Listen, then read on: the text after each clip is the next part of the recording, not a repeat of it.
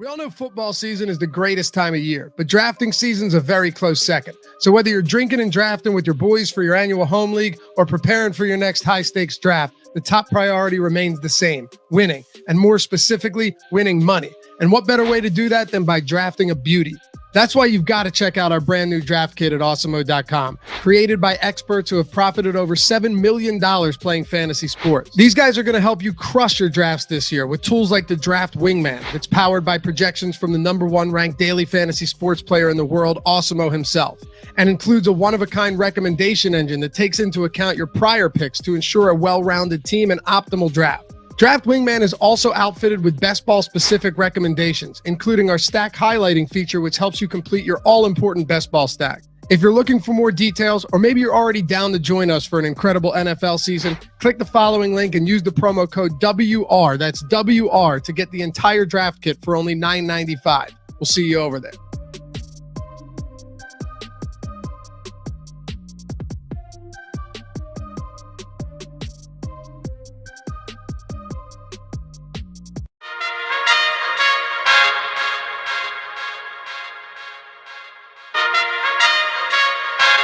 Yo, Dave Loughran here with another super important video to get you prepped for your drafts. Now, I know that we love taking risks in fantasy football, especially in the later rounds where we're hunting down that untapped upside that's going mostly overlooked.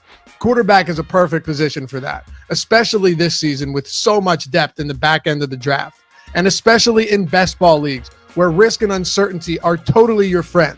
You're trying to win a large field tournament, right? You're not trying to take home the trophy in a 12-team home league, even though this video is also 100% for you as well, so don't go anywhere. But in best ball, your natural strategy has to change. And this video isn't specifically for best ball either, but July is best ball drafting season. And that means that Underdog Fantasy has two huge tournaments drafting right now. One with over $1 million to first place and a $3.5 million prize pool, which is the biggest in best ball history, and another with up to $50,000 up top and only $5 to enter. I've absolutely loved drafting over there at Underdog, and there's no doubt that if you're not already over there, you're going to love it too. Use the promo code Awesemo when you get started. That's AWESEMO. You'll get $25 when you sign up and deposit. Head over to Underdog Fantasy, use that promo code Awesemo, get your $25, and start drafting today. You're going to love it. Now let's get to our top 6 late round quarterbacks to draft in 2020. But before we do me a favor, if you don't mind, if you've enjoyed these videos and you think they've helped you out along the way, hit that thumbs up, subscribe to the channel if you haven't done so yet, and leave a comment on what you think about the players on this list. I read all the comments, I respond to all the comments, even if they're not so flattering. Let's get into it. Matt Ryan has attempted 600 plus passes in 7 of his last 9 seasons, and has finished with at least 25 touchdowns and 4,500 plus passing yards in all but one of those years. And while he's had a couple disappointing campaigns along the way, Ryan has been a top 10 fantasy quarterback in 8 of his last 11 seasons, and has clocked quarterback 12, 7, 2, 14, and 3 performances over the last 5 years. Another thing about Ryan that often goes overlooked is his ability to stay healthy. Ryan has missed 1 game since 2010 and 3 of a possible 208 games for his career.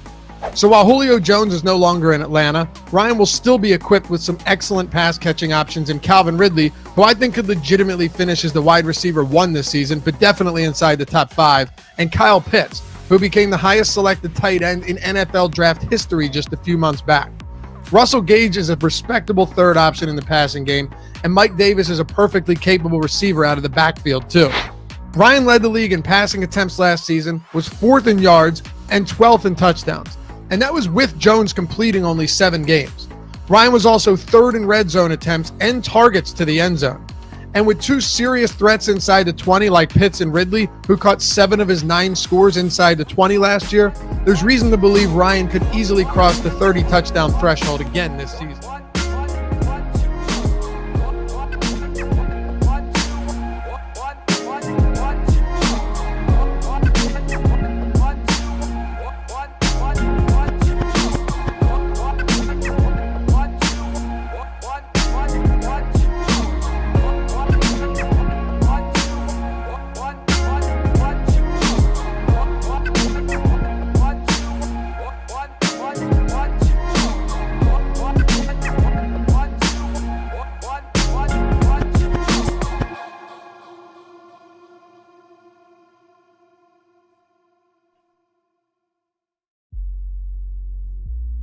It is the Awesemo MLB Deeper Dive, and a show that might look a little similar to a show I did this morning. Once again, joined by Adam. Earlier today, we did the strategy show, went game by game, and today we're doing Deeper Dive, going game by game. So before we dig into some of the action here, first off, guys, do us a favor, like the video, subscribe to the YouTube channel. Also, it's my birthday, and the reason I bring it up is not because I want people to say happy birthday to me, but because I want to hawk for likes, and that's the easiest way to do it. Do me this favor for my birthday, and I would appreciate it. But Adam, we did this show earlier. Is anything really substantially changed from you about these games or the slate from when we talked about it earlier in the day? No, I think it looks pretty much the same. You know, we had all the pitchers already this morning. We've gotten some lineups now, which is nice. We'll be able to talk about each offense a little bit more specifically, but not much has changed. I don't think, you know, like I said, the pitching is the same. Nothing crazy as far as lineups that I've seen. Projected ownership is similar. You know, we've seen Greinke come down a little bit on DraftKings, Senzatela up a little bit, Lynn down a little bit, but nothing crazy there either. So more or less, I think looks similar to what we talked about this morning. Yeah, there were some of these, and not to say I thought there was going to be any kind of massive changes, but, you know, later on in the day, I thought that we would see Zach Greinke become potentially, you know, a bit less popular. And he's gone from 29% owned to 26% on DraftKings. Jordan Montgomery has unfortunately gone from 9% to 14%. So we've lost some of the leverage there, but Alek Manoah is still really popular. As far as offenses, these are almost identical leverage scores to what we saw earlier in the day. So it's a lot of the same stuff, but like you said, we do have some lineups. So maybe some better idea of where some of the values might be. We're talking about the first game on the slate. We have the Pittsburgh Pirates at home against the Arizona Diamondbacks. Two awful offenses on the mound and accompanied by two bad pitchers. It is going to be Will Crowe on the mound for Pittsburgh and Humberto Mejia on the mound for Arizona. So starting with Mejia, who is not going to be in the DraftKings player pool today, what information do we know about him? Not a whole lot. I mean, as far as major league sample size, he's only pitched 10 innings in the major leagues in his career. It all came last season with Miami. So not really anything we can take away there, but he doesn't project to be a successful major league pitcher. Fangraphs has him as the Diamondbacks number 31 ranked prospect in the organization. That's not particularly good. At AAA this year, 54 and 2/3 innings pitched, struck out 22% of hitters. He had a 5.92 xFIP. Granted, pitching in that division is not very easy. Used to be the PCL, now it's called AAA West as of this year. But a lot of really, really favorable Coors Field-like hitter sparks. But it's still, you know, he didn't pitch well at AA in 6 starts. The numbers were better, but his numbers were better at AA, but you know, that's AA. So pretty big jump, even when you're talking about the Pirates. So long story short, just nothing really about him that makes me think he's going to be a successful major league pitcher. Yeah, and typically when I see a slate like this, we look at the Pirates like, the Pirates are picking up 12.5% ownership on DraftKings, on FanDuel. They're also really popular. I would typically look to make this a spot where it's like, hey, we've got Pirates 15% FanDuel, 12.5% on DraftKings. I want to get leverage by rostering the pitcher against a popular stack, but obviously it's not an option with Mejia today when he's not in the player pool. But on the other side with the Pittsburgh Pirates offense, what are you doing with them as a pretty popular offense in a good spot? So right now they're actually not projected for that much ownership. They're projected to be a little bit overowned, but there's not really any teams at the top that are projected to be underowned. So it's going to make them look relatively a little bit better. And there are still plays you can get to here. You know, we don't have the Pittsburgh lineup yet, but probably we'll get it at some point during the show. Brian Reynolds, I think, looks like one of the better options on the slate. He's been legitimately good this season. You can't say that about many guys on the Pirates, but he has. And, you know, he's a switch hitter. So even once the game gets into the bullpen, he's going to have the platoon advantage no matter what. He's only 4,300 on DraftKings. I think he looks really good. You have Brian Hayes, who the third base position isn't that strong today. There's a couple of reasonable value options, but it's not that great because, you know, you don't have, for example, Jose Ramirez on the slate. You don't have Nolan Arenado. You don't have a lot of guys that we would normally want to pay up for. So I think Brian Hayes looks pretty good. One of the top hitting prospects in baseball against a pitcher who struggled at AAA. So I think that sets up well for him. You're going to have Ben Gamel as a very good value, assuming he's leading off. Michael Chavis, just got the lineup. Michael Chavis is in the lineup, but he's sitting 7th. But you have Gamble leading off, followed by Hayes, Reynolds, Moran, Stallings, Polanco. That 1 through 6 is actually decent, especially for this matchup. This has happened to us a lot recently. I think this is like the 4th time in the last couple of shows we've been doing when it's, you know, like a deeper dive. We've been talking about a game, the lineup comes out as we're doing it. So Yeah, I think that, let's see, what's the price point on Michael Chavez? 3,600 on DraftKings, I think. Okay. Yeah, I mean, it's not bad for him. Relative to some other Pittsburgh hitters, I think that he's a quality enough hitter. The one that also stands out to me is going to be Brian Hayes. Brian Reynolds, you mentioned, he's also going to be pretty popular right now, project for 20% ownership. Brian Hayes, one of the better young prospects in all baseball as far as hitting goes. He hasn't had a massive amount of success this year, but just because of the overall power upside and his acumen, at least in the build I did earlier in the day or before we started, I was getting to him at a decent clip. He was my most rostered Pittsburgh hitter. On the other side of the game, Will Crowe is going to be starting for the Pirates, going up against an Arizona team that's also going to be very popular. And very rare is it a slate where it's like, oh, the Pirates and the Diamondbacks, those are two chalk offenses. But we have today the Pirates picking up 10.4% ownership as a team now in the latest refresh, 14.6% from the Diamondbacks. I don't think Will Crowe is any good at all, but I don't think the Diamondbacks are either. And just based on where the ownership is right now, I kind of like Will Crowe as a tournament option. Yeah, I'm there with you. And it's not really anything to do with Will Crowe. It's more so just the fact that it's a 6-game slate. The Diamondbacks aren't that good. They're pulling ownership. And I mean, he is pitching in Pittsburgh as well. So it's not like it's a really bad park to pitch in. It favors pitchers. Crowe has also been better against left-handed pitchers so far this season. He's shown the ability to get swings and misses with his changeup. He's struck out 22.3% of lefties, only a 120 expected ISO and a 301 expected WOBA. Pretty decent numbers there so far. Whereas righties, he has struck out just shy of 20%. He's allowed a 251 ISO, 242 expected ISO, and a 389 expected WOBA. So going up against this Diamondbacks team that is running a lot of left-handed hitters out there, it actually sets up as a lineup where I think maybe, like, if Crowe were going to have success, it would be against a lineup that looks like this. The biggest reason to roster him, though, is still, I think, just that there's a lot of questionable pitching on this slate. You know, you're going to have guys like Senzatela and Kyle Hendricks picking up some ownership. Will Crowe's not really getting much. And if he does pitch well, it helps to mitigate a Arizona team that is projected to be the second highest owned on the slate. So it's not a ringing endorsement for Will Crowe specifically for me. It's more so just that, you know, he negatively correlates with one of the more popular offenses who also isn't a particularly good offense. So at low ownership, I am interested in tournaments. Yeah, and to be clear, I wouldn't play him on FanDuel on a single pitcher site. But one thing that I think is going to have me getting to Will Crowe on DraftKings, other than just the leverage, there's nobody else in his price point on DraftKings, and he does look like a good leverage play on top of that because 7,200. There's no other pitcher in the 7,200 price range. So if you're going cheaper than him, the next pitcher that pops up is Daniel Lynch in a pretty tough spot in Houston at 6,500. Then if you're going above his price point to find the next closest guy, it's Kyle Hendricks at 8,100, which is $900 cheap, more expensive. So I think I just am going to end up in this spot where if I have X amount of salary on the table, I don't mind getting to Will Crowe, and there just isn't another option there. So I think that is something that's going to get me to him. Only 5.6% projected ownership. And that Diamondbacks offense on the other side is very popular. So I'm going to ask you when it comes to the Diamondbacks, obviously Will Crowe isn't any good as a starting pitcher. The Diamondbacks do appear to be overowned. But are there any individual hitters that you are looking at to potentially reduce that ownership share? Yeah, so there's a couple of things here. For one, Asdrubal Cabrera is hitting third. He's 2,700 on DraftKings with first base and third base eligibility. I think in cash games, for sure, he's one of the top third base options. He's just a good value, even though he's not a great hitter. He's not terrible. And again, Crowe's not very good either. Ketel Marte is good enough. You know, he hasn't really put up power numbers this year, but he missed a lot of the season. If you go back over the last 2 years, he's just been a good overall player. So no issues with him. And then Carson Kelly, I think, stands out as a really good catcher option, one of the best on the slate, because like I said, Crowe really has struggled with right-handed power. Kelly has been a decent hitter in his career, overall a 91 WRC plus for Kelly, but this year he's at 117. In 2019, he was at 107. He has a 172 career ISO, which is not bad at all for a catcher. So I think Kelly stands out. And then you also have a really cheap Christian Walker from the right side.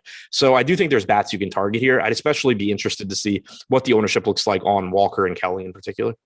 And let's see. We did just get the Arizona lineup. So, did you see that we had the Arizona lineup? Yeah, we don't have we have Kelly at about 13%. We don't have an update with Christian Walker yet, though. Yeah, Christian Walker. I'm going to be interested to see where he comes in because, like you said, we didn't have an ownership projection on now. We weren't sure that he's going to be in the starting lineup, but yeah, if he comes in at lower ownership, somebody with a little bit of power upside, close to min price on DK, that would be an appealing bat. So. We'll see where that ends up being. And after the show comes up, there's going to be MLB Live before lock. So like this video, subscribe to the YouTube channel, and stick around after our show so you get all the latest information. And if anything happens to change as the day goes on, those guys will have you covered as well. Next game we have here on the slate, it is two of the better pitching options. Actually, in my opinion, the two best pitching options on the slate. Alek Manoah on the mound for the Toronto Blue Jays, Lance Lynn on the mound for the Chicago White Sox. So starting with Manoah, he is the most popular pitcher on the slate by a fairly wide margin. It was something early in the day I thought could come down a little bit with ownership going up with Lance Lynn, but just hasn't really been the case. So Alek Manoah right now projected for 54% ownership on DraftKings. On FanDuel, he's projected for 28% ownership. So by a pretty wide margin, the most popular pitcher on both sites. What are you going to be doing with him in a pretty tough matchup against Chicago? I think he still looks like the top option, especially on DraftKings at 8,500. You're getting a $1,400 discount between him and Lance Lynn, which is pretty big. It's not an easy matchup, but it's also not the worst matchup. Like when you look at the White Sox lineup, there's dangerous hitters here, but there are some strikeouts. And then the bottom of the order isn't that good. Like Andrew Vaughn certainly has power. He's done some damage at times this year, but still, I think more of a prospect than a polished, complete hitter. Danny Mendick's not particularly good. Sebi Zavala strikes out nearly 50% of the time. So I think that it's a much better lineup than the lineup that Manoah struggled with in his last start when he got lit up by the Washington Nationals, which is really difficult to do. But I don't think it's like as scary, for example, as the Toronto lineup that's going up against Lance Lynn. So I do like Manoah. I really like the discount there. He has the highest strikeout percentage on the slate at 28.3%. He has a 4 xFIP for the season, which is pretty good. Overall, he's just been a good pitcher. It's not risk-free, but there's no real risk-free spots on this slate. So Manoah is my number one guy. Yeah, it's kind of hard to avoid just considering his overall strikeout upside for cash games. I would certainly play him without too much of a second thought. Also, I'm bringing up our MLB player props tool, which is free to use over at Awesemo.com. And there's a little bit of value right now in betting the over for Alek Manoah's strikeout prop. It is currently over under 5.5 strikeouts. There's a little bit of juice on the over, but considering the amount of strikeouts that he racks up, even in games that we've seen Manoah struggle, he's generally been able to generate some strikeouts. So do you have any opinions on over under 5.5 strikeouts for Manoah? I think that kind of just sounds right to me. Like, I don't think there's a ton of strikeouts in this lineup. There's a few guys that strike out a lot, but like when you look at like Jose Abreu, he's not a really high strikeout guy.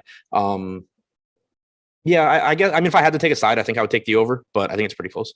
Yeah, we have the over with a 16% expected ROI. So a little bit of value there if you're looking for a bet and looking to take one side of an MLB player prop. But now also with Alek Manoah, considering the amount of ownership going towards them, and the Chicago White Sox do have one of the best offenses in baseball, and they are fairly low owned, I think they are a team that we're going to want to get to for leverage purposes when we start to look at large field tournaments. If you do look at our MLB top stacks tool, this is one of the most positively leveraged stacks on the entire slate. And the main reason is because everybody's playing Manoah. Nobody wants to play the White Sox. So I think by default, the White Sox make for one of the stronger GPP stacks. Yeah, I'm right there with you. And it's not so much that I'm saying, oh, I think the White Sox are going to do well against Alek Manoah. I like Alek Manoah. I think that there's a good chance he has a good game. But at the same time, there's not a lot of great pitching on the slate. There's also not really any high implied run totals with the exception of Houston. You compare the White Sox to teams like Atlanta and the Yankees and the Pirates and the Diamondbacks. They're all similar. The Blue Jays, they're all like 4.5 to 4.9 implied run totals. So the White Sox right now, at least, project as the most likely teams to succeed that is getting less ownership than their chances of success. The teams ahead of them, Houston, Arizona, the Yankees, the Pirates, are all pulling quite a bit more ownership. And then on top of the fact that the White Sox themselves are under-owned, if they do happen to have a good game, half of the field is basically just losing because they have Alek Manoah. So I think that just from a strategy standpoint, the White Sox look really good, even if they aren't, particularly likely to have a good game here against Manoah. They do have enough good hitters in this lineup. They do have enough power and speed that given the ownership that they're getting and the ownership going to Manoah, I just think it makes sense to get to the White Sox. Yeah, and not only is this team low owned in the context of this slate, like they're very low owned. So if you look at our current aggregate ownership projections for each team, the only team picking up less ownership than the White Sox today is the Kansas City Royals. Every single other team on the slate is more popular. So with that in mind, the White Sox have, a really good offense. And just think about it in these terms also. The Pittsburgh Pirates have about 3x the ownership the White Sox do as a team. The Diamondbacks, 3.5x the ownership that the White Sox do. And Chicago is a way better offense than those teams. Obviously, the matchup against Manoah is far from ideal, but this does look like a leverage spot that we're going to want to attack a little bit. Not one that I feel, super confident, but even in single entry, I would give a pretty strong consideration to the Chicago White Sox stack. And then that would also include having Lance Lynn potentially being one of the pitchers in that lineup as well, going up against the Blue Jays. It's certainly not a good matchup for Lance Lynn either. But I think relative to the slate, he's probably going a little bit under-owned, and I do like him as a pivot off of Manoah. Yeah, just from a talent standpoint, Lynn's one of the most talented pitchers. It's not a very good matchup. There's a lot of power in Toronto's lineup. They're also a pretty difficult team to strike out.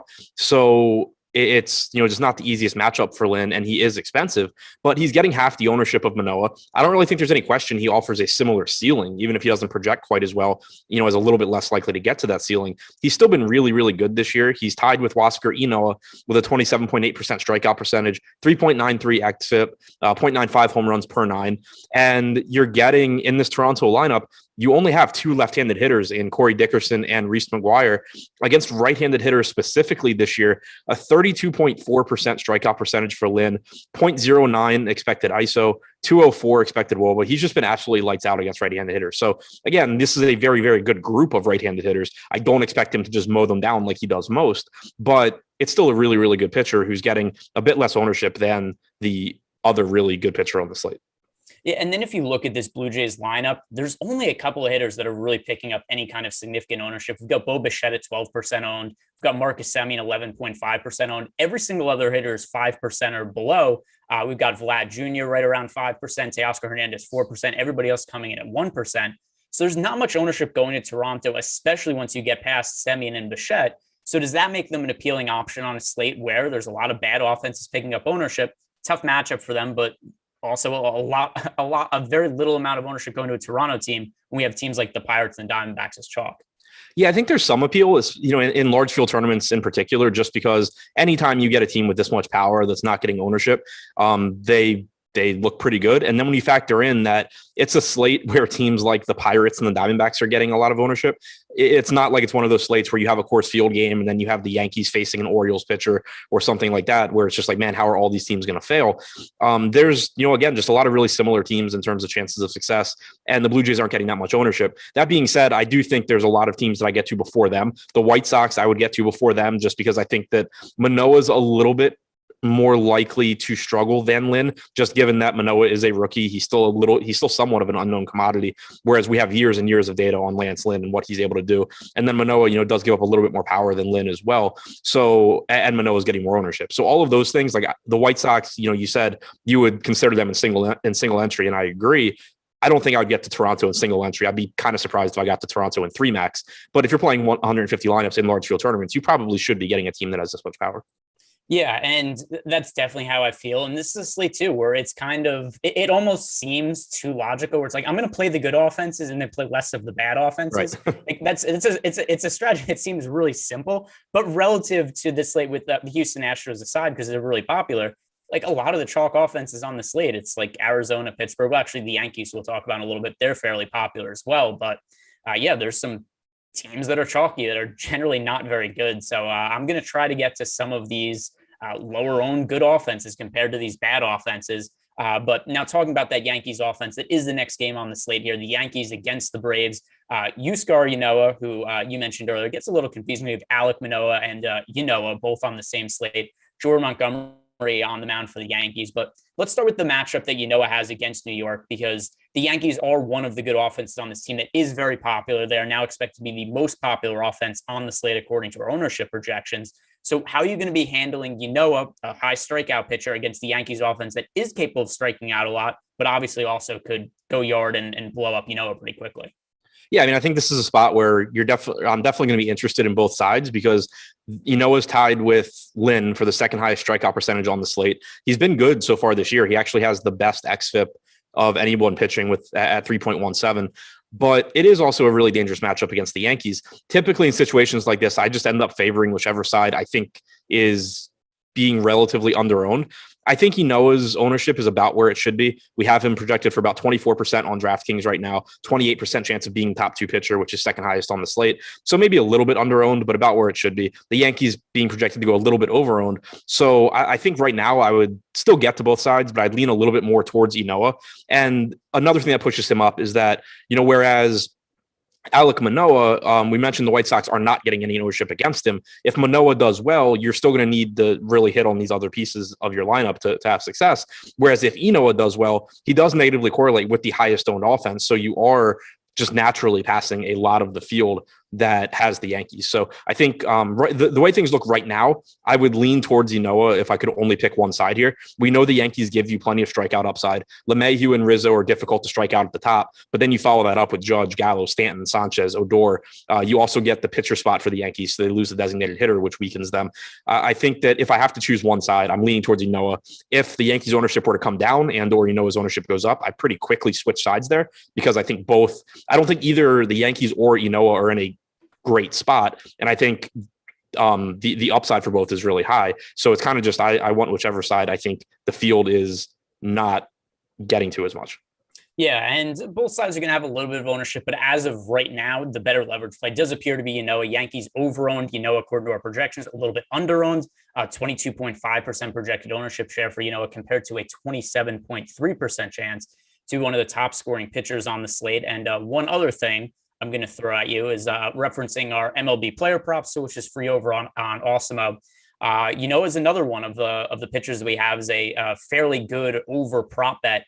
Over under 5.5 strikeouts. We do have the over with a 21% expected ROI. So the Yankees offense, we know that obviously they have a lot of power, but there's going to be the pitcher spot in the lineup also. So I think that over 5.5 strikeouts is a good enough bet while looking at our projections. Do you think that makes sense?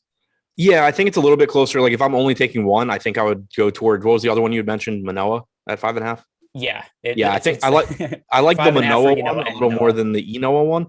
One slight concern I would have, and it's not so much a DFS concern because in DFS, this is all relative to the other pitchers, and there's not really any pitchers I have no concerns about. But from the prop bet standpoint, Enoa did only throw 80 pitches last time out. That was his first start back from the 60-day injured list. So I think there's a decent chance that, you're still looking at like 85 or so pitches from him. If that's the case, I think it becomes kind of risky, expecting him to go over 5.5 often enough to bet it.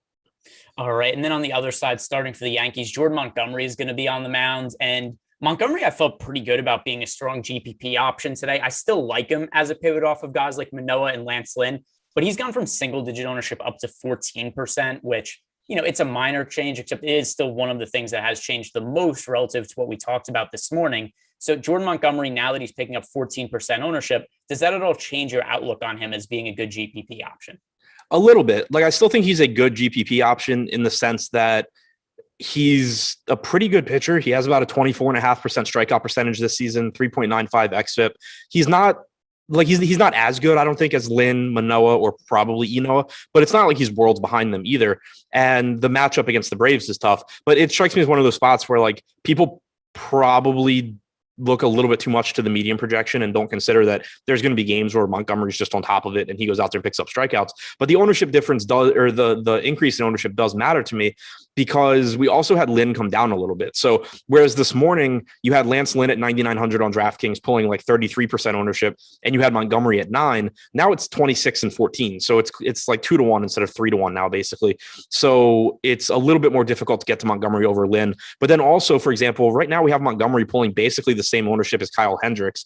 That's the spot, we'll talk about later, but I think Hendricks is going under-owned here. So Montgomery still makes sense to me if, let's say you have a Yankee stack that's popular or a Pirate stack that's a little more popular than you would like or something like that. If you need to take an ownership discount at, amongst the top 10 pitchers, I think that's what Jordan Montgomery is there for. But he's not someone that I expect to come in drastically overweight because I don't think he's as good an option as those guys ahead of him.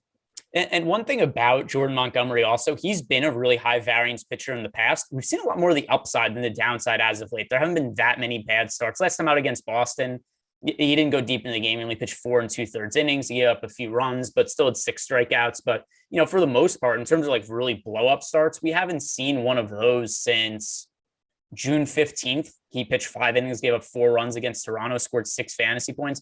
For the most part, the bad starts for Montgomery have still been somewhere in the neighborhood of like 12, 14 fantasy points, still with the upside to go over 20. Overall, probably my biggest concern with Jordan Montgomery is just pitch count. The Yankees are sometimes a little bit cautious letting him work deep into the games. Then you also consider this as a National League game where they potentially might pinch hit for him early. Is that something that's at all a concern for you?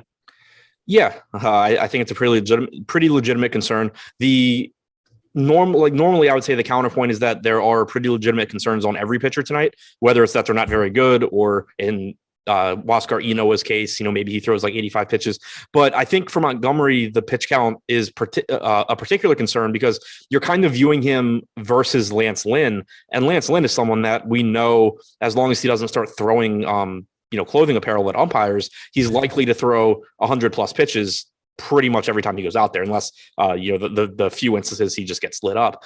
So when you're comparing Montgomery to him, you have one guy that is pretty likely to get pinch hit for the first time he comes up in like the 6th inning or later, whereas Lynn, they're just going to kind of just say, yeah, keep going out there until you're at 100.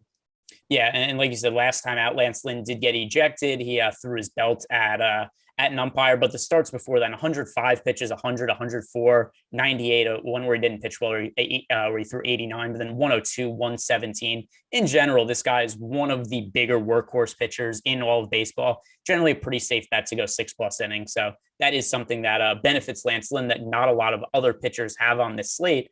But now we have talked about the Braves offense and their potential upside against Jordan Montgomery, because there are a lot of really strong right-hand power hitters in the Braves lineup. That was something they made a pretty high priority at the trade deadline after we saw the injury to Ronald Acuna.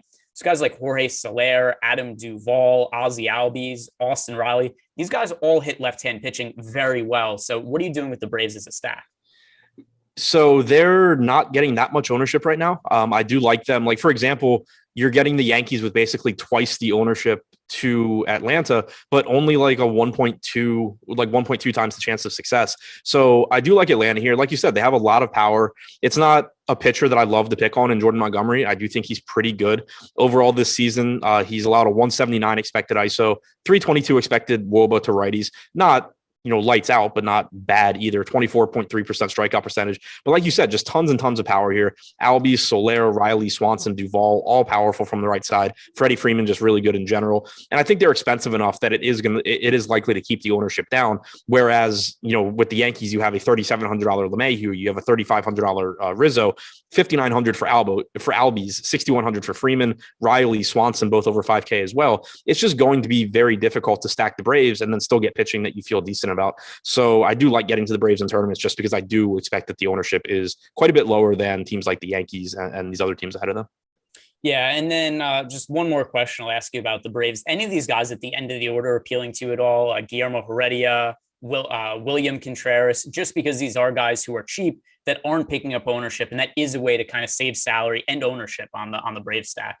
Yeah, I mean, if you're stacking the Braves, that's something that I end up doing a decent amount, more than I really would like, is, like I'll be, I got to a lot of Braves, and it's like, I have so much Guillermo Heredia in these stacks to like balance it out. So it's not something that I love, but I do think it is one way that you can sort of mitigate the salary. Using Contreras makes sense too, because at least there you're covering a weak catcher position. Whereas when you're using Heredia, you are typically, the opportunity cost is just higher in the outfield. But if you're using someone like Contreras, he actually projects to have decent power, limited time in the major leagues, 172 plate appearances. He has a 173 ISO. Steamer projects him for a 170 ISO. He projects to be a below average hitter, but does have some pop, which is pretty nice for a $3,200 catcher. Yeah, if you do look at his minor league numbers this year, he had 125 plate appearances in AAA, had a 150 WRC plus. So some pretty promising numbers for a young catcher. And then, not this really means anything, but Wilson Contreras claims that his younger brother's a better hitter than him. I don't buy it, but good for him for putting his brother over. And relative to the catcher position, where it's generally hard to get production out of, he's in a good offense. He's cheap, which is generally enough for me to get to a catcher on any given slate. Today's show is sponsored by Jock Market. If you guys are new to Jock Market, this is a different way to play daily fantasy sports. There's no lineups, so don't have to worry about ownership. So this is it's basically a stock market for players. So there's going to be an IPO period where you bid on the players, and then after the slate starts, it doesn't mean they're done. You can still buy and trade players after the slate ends. It's really fun. If you guys were watching some of the basketball shows we did during the NBA season, Josh and I did some kind of like live follow-alongs with the Jock Market, and we were buying and selling players after the slate lock. It's really fun. If you guys want to check it out, head on over to the site, use the promo code Awesemo, and get up to a $50 bonus on your first deposit. All right, the next game on the slate, and this is about, there aren't very many times where I look at our data and just kind of outright disagree with it. And we'll see which side of this is not necessarily right or wrong. There's a lot of variance to baseball, but We have the Colorado Rockies today on the road in Chicago with a 7.6% chance to be the top scoring team of the day against Kyle Hendricks. I don't really buy it. You and I talked about the Colorado Rockies and their offense and how much it's struggled on the road this year. 65 WRC plus away from Coors Field, the worst in baseball. So I look at the spot for Kyle Hendricks as being pretty favorable. And even though we have the Rockies being underowned, I'm not all that interested in them. Yeah, I'm there with you. If it holds how it is, I'll probably get there just because I typically trust our data more than I trust what I think. But it doesn't make a lot of sense to me when you have Colorado with a higher chance of success than a team like Atlanta against Montgomery, given just how much power is in Atlanta's lineup. I mentioned in the deep dive article today when I was talking about Hendricks, outside of Coors Field this year, and like typically I don't care that much about home road splits, but I do when it's a team like the Rockies and their home field is just so exceptionally good for hitting that it just completely skews their overall numbers. If you look at that outside of Coors this year, and keep in mind there's 30 teams in baseball, they're 30th in WRC plus, 29th in WOBA, 30th in ISO, 29th in OPS, and they have the second highest strikeout percentage at 25.8%. So just absolutely terrible team outside of that park. Wrigley, the wind's blowing out a little bit today. It's humid, but this isn't a true Wrigley wind game. It's definitely a sizable park downgrade for the Rockies. And then Hendricks is still, I don't think he's a great pitcher. I don't think he's someone that I normally want to get to in DFS, but there's kind of warts on every pitcher today. Hendricks isn't getting a ton of ownership. He's reasonably priced. The Rockies have a lower implied run total than the White Sox and the Blue Jays, who, Lynn and Manoah are both getting more ownership than Hendricks. They have a lower implied run total than the Yankees. Noah's getting more ownership than Hendricks. It just doesn't make a lot of sense to me why Hendricks isn't getting more ownership. I think that it's a good spot for him because the Rockies are just really, really bad outside of Coors Field. Yeah, and the other thing too is just some of the betting trends for this game. Not this should be the end all be all for making DFS lineups, but I brought up earlier today that the total for this game had opened at 9.5. It had been bet down to 9. Now it's all the way down to 8.5. And this is a game that potentially could open with a 9.5 total and be somewhere around 8 by the time the game starts. So at least the betting expectation is that this should be a lower scoring game than was originally expected. Kyle Hendricks is certainly not a great pitcher for a fantasy perspective. The strikeout rate has always been low for him, and this year it's all the way down to 17.2%. But on a slate that has a lot of risky options, I kind of view Kyle Hendricks as one of the safer pitchers on the slate. As you mentioned, he's not picking up all that much ownership. So I'm going to be overweight to Hendricks. I'm not going to really be prioritizing making the Rockies a stack I want to get to. They'll be in the mix for me, but not in the way that our top stacks will implies they should be, which is usually something I'm pretty heavy on. So I like the Kyle Hendricks side today. Sorry. Yeah, someone mentioned in chat, and I forgot to mention it. Trevor Story's not in the lineup either. So you're kind of taking like the one guy who probably is a good hitter in any park. I guess you could maybe add Blackman or Crone to that, but I think pretty safe to say the best hitter on the Rockies. You're taking him out of the lineup, and the thing is too, he strikes out 26% of the time. So there's a tendency to be like, yeah, but maybe it cuts down on the strikeouts. You're replacing with Garrett Hampson, who since the start of the 2019 season has struck out 30% of the time against right-handed pitching and just doesn't hit nearly as well as Story. So on top of the Rockies being terrible, it's also a favorable lineup for Hendricks.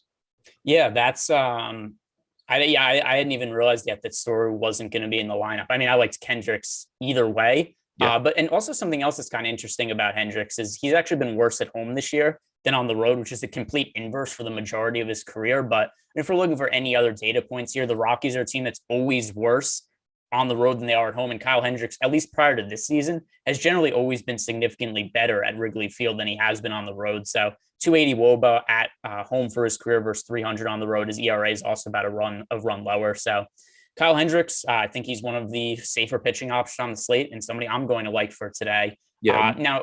Oh, yeah, go ahead. So one other thing is I was working on a cash lineup earlier, like before the show, and I haven't done it since lineups came out, so maybe things change. But it did look like one big decision point in DraftKings cash was going to be if you go, assuming you're going Alek Manoah, it was going to be, do you go up to Lance Lynn or do you save the money on Kyle Hendricks? For me, I'm leaning towards saving the money on Hendricks just because I think the matchup is so much better against Colorado than Lynn has against Toronto. Yeah, I think the other thing to consider too is just the floor is so much higher for Hendricks. So I think that of the two pitchers, if one of them gets blown up, not that Lance Lynn gets blown up all that often, but I still think that he would be more likely to have struggles today and have like a negative fantasy score than Hendricks does, just because it's so rare that we see the Rockies put up a big game on the road. So yeah, I agree with you. I don't know that I completely agree with that, just because I still think Kyle Hendricks is so much worse than Lance Lynn in terms of talent. Like the thing with Lynn is that his strikeout stuff's so good. If he gives up, let's say he just, gets unlucky on batted balls or something, gives up like 4 runs in the first, they're going to let him keep going out there, and he's probably going to strike out enough guys to like claw his way back. Kyle Hendricks might just be dead if that happens. So I don't necessarily think the floor is higher, but I still think that I kind of agree. Like, I don't think the actual floor is higher, but I think that there's a lower probability that he really runs into trouble. Yeah, that was kind of what I meant. It wasn't like an actual projection where it's like, oh, this is his floor is X fantasy points versus Lance Lynn's at X. Sure. Just more that the matchup against Toronto absolutely scares the shit out of me for a cash game purpose. So that was more along the lines I was thinking on. We do have a super chat here from our guy, Sweet Lou KNN. He said, appreciate y'all. Good luck today, everyone. Good luck to you. This is to say we're all going to need some luck, because there's bad offenses that are chalk. There's some good pitchers in bad spots. So luck is going to be paramount today. The next matchup talk about here, Antonio Senzatela against the Cubs. So Senzatela is kind of like a poor man's version of Kyle Hendricks in a lot of ways. Senzatela is his numbers are a little misleading because he makes half his starts at Coors Field. He's also a guy who pitches to contact, so that's always going to lead to some struggles when he pitches at home. But Senzatela, considering he makes half his starts at Coors, 4.58 ERA, 4.63 expected ERA. I don't think he totally sucks. Considering the matchup against the Cubs, I lean towards the Senzatela side. Yeah, I'm there with you. And he's actually been better outside of Coors this year, which not even going to get into that because I have no idea how that's possible or how it would possibly be a thing that continues long term. But, like you were saying, his underlying numbers aren't terrible, like 4.16 xFIP, 0.72 home runs per 9. He only has a 15.5% strikeout percentage, which is enough on most slates to just say, I don't need to get there. But on this slate, there's really only 3 guys in his price range. We haven't gotten to 2 of them yet in Paul Blackburn and Daniel Lynch. And I have some thoughts on both, but certainly not guys that there's no one guy down there that you're gonna look at and say like, oh yeah, this is the guy that you really should be going to. Senzatela has a good matchup against the Cubs. I mentioned how bad the Rockies have been outside of Coors. The Cubs, since the trade deadline, when they traded Baez and Bryant and Peterson, they have the highest strikeout percentage in baseball by over 4 points at like 30+%. Next closest is Detroit at like 26.5%. They're 26th in WRC plus, 26th in WOBA, 25th in ISO, 26th in OPS. They've been absolutely awful. We've seen them make some pretty bad pitchers look good recently. Not to say that's definitely going to be the case tonight, but you're not getting any sort of price bump on Senzatela, which I think is a really big deal. It would be different if we were getting that, he's facing the Cubs, so he's $7,800. I wouldn't really have interest, but you're putting Senzatela at his normal price point. You're taking him out of Coors Field, and you're putting him up against one of the worst offenses in baseball right now. I definitely have some interest in Senzatela, even though he doesn't typically strike guys out. Yeah, as somebody else. So I think the matchup against the Cubs, listen, the Cubs aren't hitting anybody right now. Like the Cubs are letting all kinds of garbage pitchers put up a ton of fantasy points against them. It's a team that totally stripped down their lineup at the trade deadline. Then also Wilson Contreras got hurt. It's maybe who do you think is the best hitter in the Cubs lineup right now? Patrick Wisdom. It's probably either Patrick Wisdom or like Ian Happ, right? Is that those were the 2 I was stuck on. Yeah, it's here's the full lineup for today. Ortega, Schwindel, Happ, Wisdom, Bodie, Hermosillo, Chirinos, Romine, and then Hendricks. That is about as bad as the lineup could possibly be. So the real reason to like Senzatela here is not because of him. It's just because of what the lineup is he's going up against. But with that in mind, smaller slate, are the Cubs a team that you do have interest in stacking? A lot will come down to their projected ownership. Right now, we have them at about 7%, which is where it should be. So I think that where it is right now, like I'd rather be getting to the Braves. I'd rather be getting to Oakland. I'd rather be getting to Toronto. And that's not even, talking about those teams at the actual top of the top stack tool that are in good spots. So right now, I think it's pretty tough to get there. Frank Schwindel at 2,700, I guess deserves at least some mention because he's been really good in a limited sample this year. He has a 151 WRC plus so far this season in 28 games. Keep in mind though, this guy is 29 years old. He's played a total of 34 games in the major leagues. Typically, these people just don't end up being good. There's always guys that come up, have a hot streak, and you're like, man, like this guy came out of nowhere. How did all these teams miss on him? And the answer is normally they didn't. He's just hitting really well over a brief stretch, and the league will figure him out. But at 2,700, I don't really care what his long-term prospects are. He's batting second. He's 2,700. He's got a decent matchup against Senzatela. I think that is a pretty good value. And for what it's worth, I just looked up his Zips and Steamer projections, and they don't have him projected as a good hitter, but they don't have him as awful either. He is a 95 WRC plus projected by Zips, 99 by Steamer. It's only slightly below average, which relative to other Cubs hitters kind of makes you an elite hitter, where it's just like, hey, we got a guy who doesn't suck. He's he's a middle of the lineup order hitter for us. So yeah, like if oh, good. Yeah, I was going to say, so but the main takeaway there is this Cubs lineup sucks. I want to roster Senzatela. I don't think he's particularly good. He doesn't generate strikeouts, but give me exposure to him just because of how bad the Cubs are. Yeah. And all I was going to say was if you just like ignore what Schwindel's done this season and just take his Steamer projection of a 99 WRC plus and a 191 ISO, and then tell me that guy's $2,700 batting second against Senzatela, that's fine, even if I don't know that he has a 270 ISO this year. All right. By the way, we do have some hot takes in the chat. If you guys want to throw some more of those out, I could read some of those because we do have a smaller slate. So some other stuff that we could use to spice up the show a little bit. Also, I did see that who was it? Ryan Stubbs asked what the free content is for today. Forgot to point that out. So thank you for mentioning it. The MLB player rankings, those are free today over on Awesemo.com. And here's some of the hot takes that I've seen so far in the YouTube chat. And let's get your response to them. I saw somebody say that Nathan Moser, he's predicting a triple Don game for Brian Reynolds. Did you say that is going to happen today or not? If I had to pick someone to hit 3 home runs, I think Reynolds is pretty close to the top of the list. Hey, that'll do it for me. I'm kind of curious now. I'm going to look up his odds of hitting a home run in our player prop model and see if he's somebody who could potentially make sense as a bet.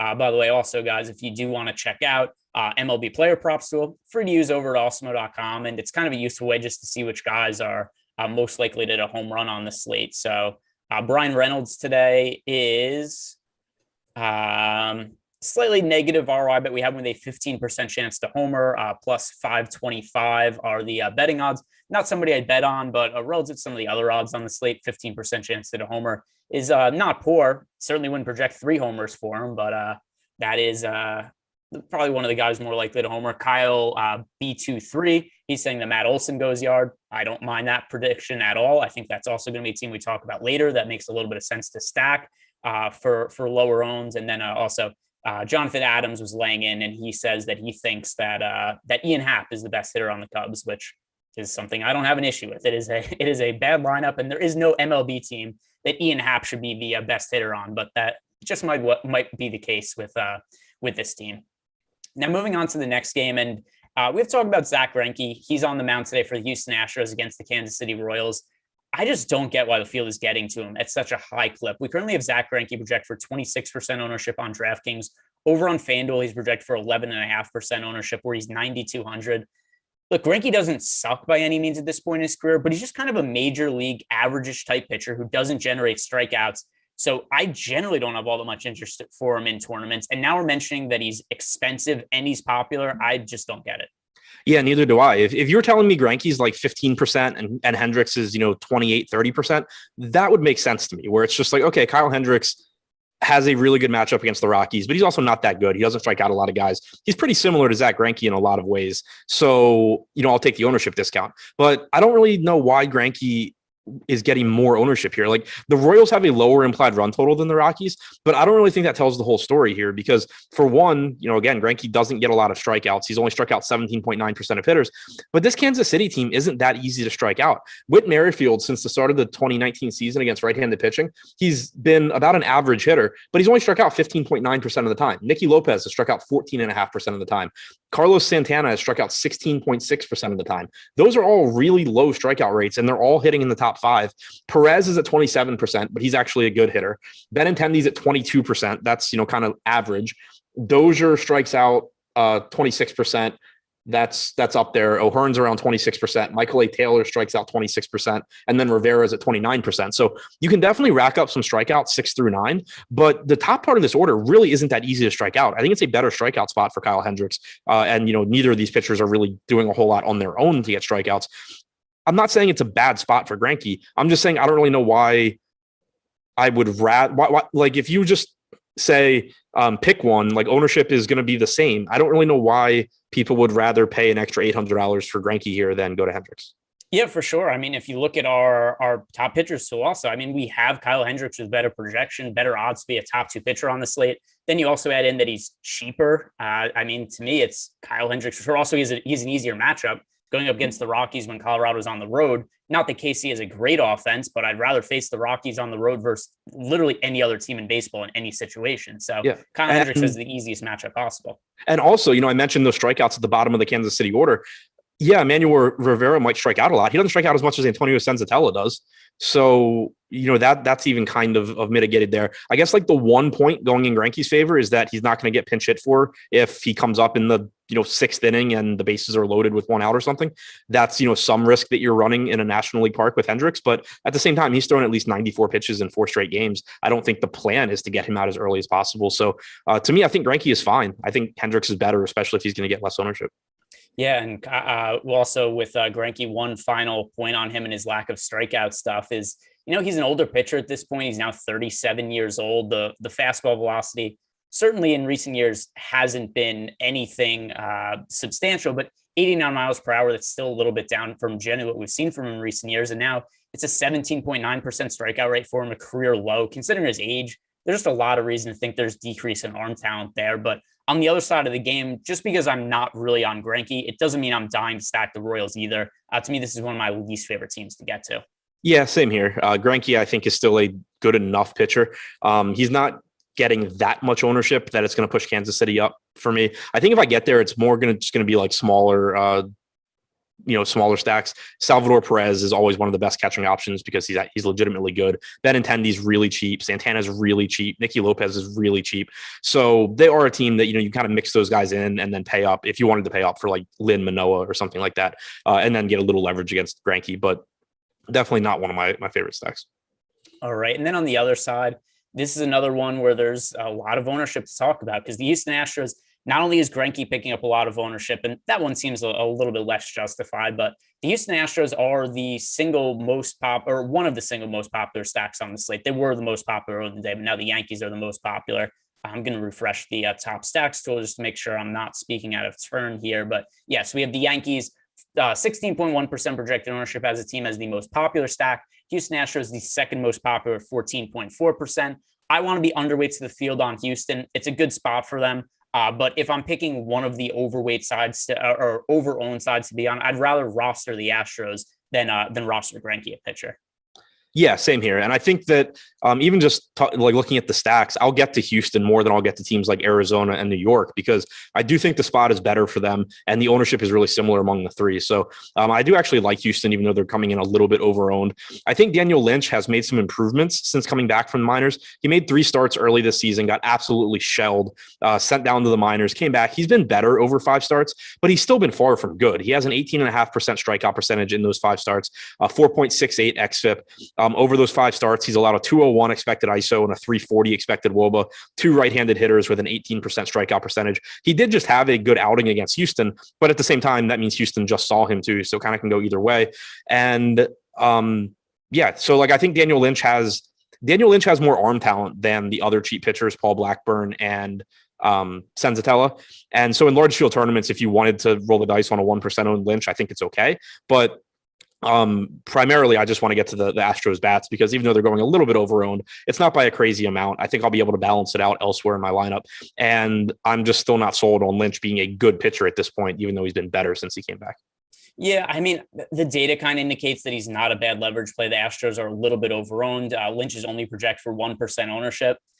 I'm not sure I'm going to be able to pull the trigger, though. In the build I did before the show started, I didn't get to him at all. I might try to boost his projection a little bit just to see if Fantasy Cruncher spits it out for me. But if I get to 0% of Daniel Lynch, I'm not going to be like, oh, my God, I need to get to him. He has a 5.12 ERA this year, 6.07. Expected ERAs, minor league numbers weren't particularly good. So like you said, a lot of arm talent there. He is a well-rated prospect, but he didn't have success in the minor leagues either. Yeah. I'm with you. Like if I don't get to Daniel Lynch, that's fine. He's 1% owned for a reason. But I do think that there's at least there's people that play a little bit more contrarian than me that probably are dying to roster Daniel Lynch tonight. Yeah, and that are good, just that play more contrarian than me. Yeah, and talking about the Houston Astros offense, overall, it's still a good spot for them. So I'm going to have them in my player pool. I'm just going to be underweight to the field on them. One thing also we talked about early in the day that I want to bring up again, Jake Myers, only 2,400 on DraftKings, hitting towards the end of the lineup. He's hit very well so far at the big league level. I think that he's somebody with single-digit ownership. He makes sense to, number one, save salary with the Astros, but then also reduce some of the ownership share on them. Taylor Jones, all the way at the bottom of the order. He's the flat min price on DK, also flat min on FanDuel.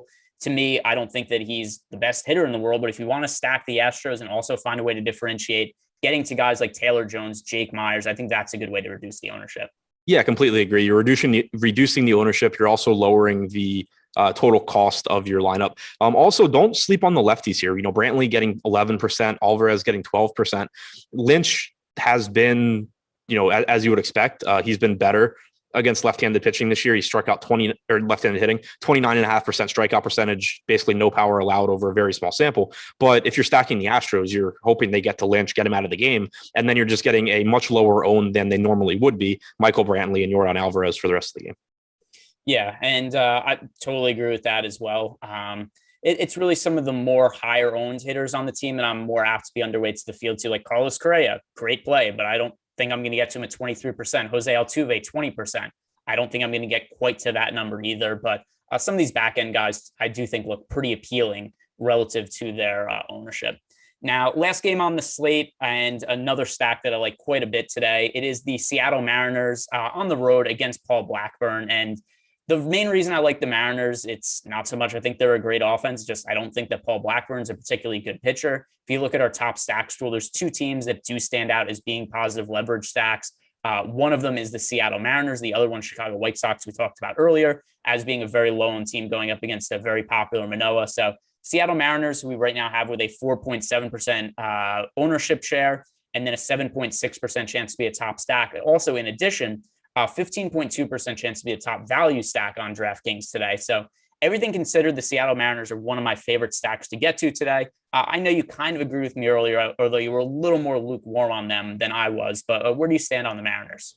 Yeah, same here. I think it's an okay spot. Like, I don't think Blackburn's a great pitcher by any stretch. He doesn't really miss bats, and the Mariners aren't getting much ownership. So, that's nice. The issue I have is that the Mariners themselves aren't that good, and they're hitting in Oakland. It's supposed to be like 55 to 60 degrees. It's a really tough park to hit in because the outfield is huge, and there's also just massive, massive foul territory. So, balls that would be 10 rows deep foul in other stadiums are caught here. And then Blackburn also for his career has like a 53% ground ball percentage. He's done a good job of limiting power. He's allowed a 116 expected ISO to righties in his career, 139 to lefties. He's not a very good pitcher, but he just keeps the ball on the ground and doesn't give up a lot of power. The Mariners themselves aren't great hitters. So I agree that they're probably a little bit underowned, and that makes them appealing. I just don't particularly love taking them against Paul Blackburn in this particular stadium either. Yeah, it's certainly not the best stadium. It's not the best offense, but I ultimately look at it as Kyle Seager's 8% owned, JP Crawford 7% owned, and everybody else in the lineup is 5% or less. And when it's going up against a pitcher in Paul Blackburn, who's frankly as bad as he's been so far, bringing up his overall big league numbers to this point, it just kind of makes sense as an offense to get to. Blackburn for his career, 5.66 ERA, 4.77 xFIP, 4.38 FIP. So a guy who hasn't had that much success, even in the minor leagues this year. Paul Blackburn made 17 appearances, 4.97 ERA, 4.34 FIP. I just don't think Paul Blackburn's very good, and that's enough for me to get to Seattle Mariners as a lower owned stack on today's slate, especially when we're considering that some of the popular offense on the slate, it's the Pittsburgh Pirates and the Arizona Diamondbacks. I'd much rather roster the Mariners than those teams relative to ownership.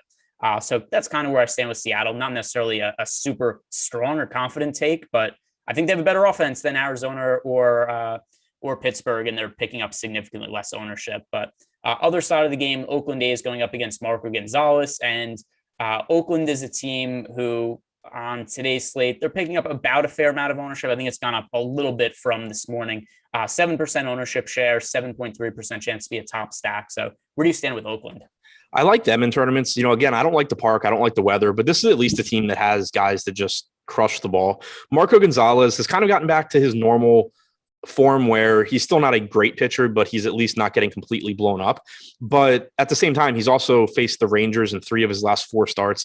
This is a much more difficult matchup for him going up against Oakland. And overall this year, he has allowed a 219 expected ISO to lefties, 277 to righties. Even if you just go back over the last 30 days for Gonzalez, the power numbers have been much, much better against righties, still striking out 16%. Like he's just not going to overpower these guys. And I like the bats in this lineup if they're going to be able to put the ball in play. I think if Yan Gomes is in the lineup, he's probably the top catcher option on the slate for me at only 3,300 on DraftKings. Starling Marte is going to look good. And I think someone had mentioned it in chat earlier, but I agree completely. Don't sleep on Matt Olson just because it's a lefty-lefty matchup. Marco Gonzalez isn't your typical lefty. He doesn't really have anything that's going to like wipe out left-handed hitters. He's allowed a 277 expected ISO to lefties this year. Matt Olson hits everyone really well. He's got a 277 expected ISO against lefties this year. So I think that this is a spot where you probably don't see people really looking to pay up for Matt Olson, but I think it makes him a great tournament play.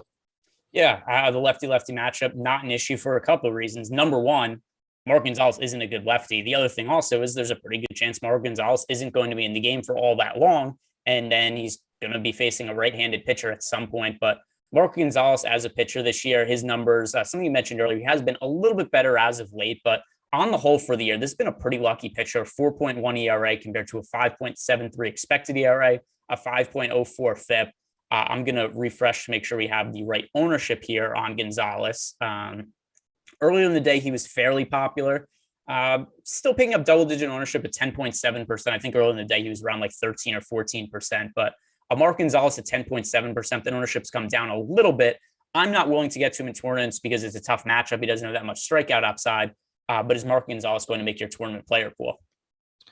I mean, he'll be my player pool because I don't really delete anybody that's fully stretched out. I don't think I get to the 10% ownership that he's getting right now. I just don't really see a real path for him. Like he's got similar strikeout stuff to guys like Greinke and Hendricks, which, I guess would be the argument for why you roster him. But right now, those guys are getting twice the ownership. I guess they're a little bit overowned relative to him since, Gonzalez's chance of being a top 2 pitcher is like 70%, 75% of Greinke's. It's a little more than half of Hendricks. So with those guys getting double the ownership, I guess technically he's a little bit underowned, but it's also just a spot where I think I'm going to have enough low-owned hitters that I don't anticipate getting too much Marco Gonzalez against a team that I think he's going to have a lot of issues with striking out. If he has a good game, it probably just means the Athletics popped it up in the infield a lot. They flew out to the warning track a lot. Gonzalez was efficient and goes like 7 innings. I think that's on the table, but I just don't think that it's anywhere near as appealing a spot as Greinke or Hendricks. I'd just rather be going to those guys. Yeah, that's generally where I'm at too. Mark Gonzalez, there's just not a lot of strikeout upside. He hasn't been good, even if he has been a little bit better lately.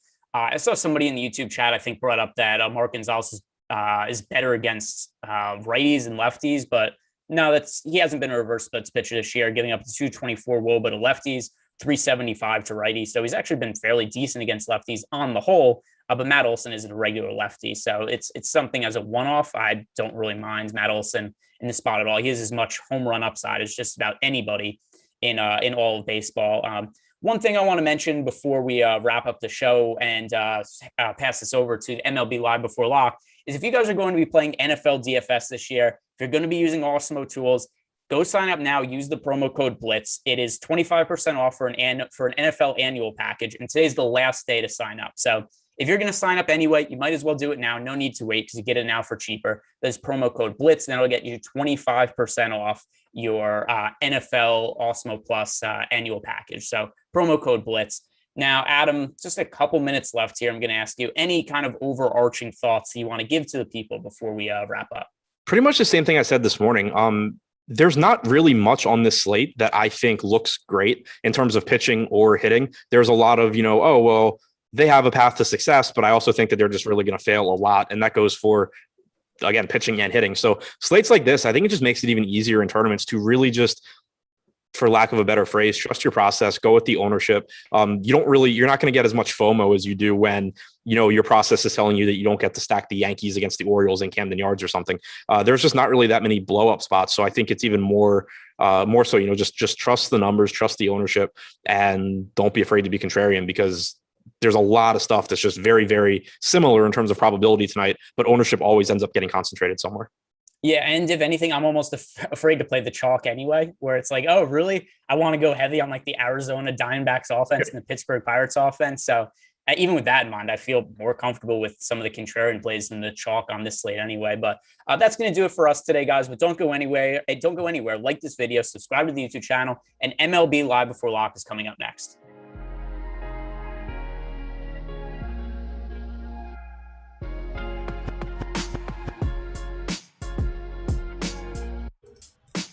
Happy birthday to you.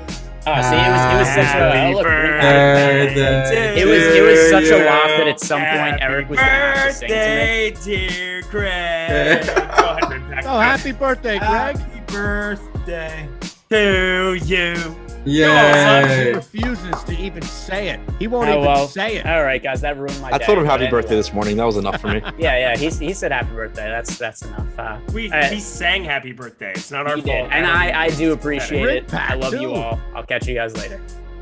See you Happy guys. birthday, Have a good Greg. Have a good one.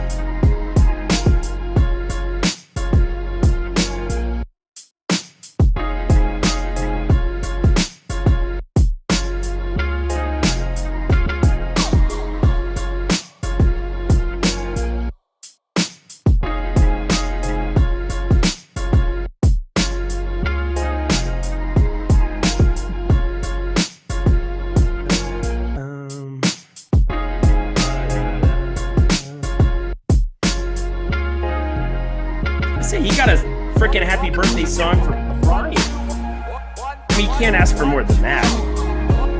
No. And how old is he? He's young, dude, isn't he, Greg? 31, I think. Oh, man. 31. I was still making terrible decisions. Oh, yeah, no, I'm 33. You know, just doing things.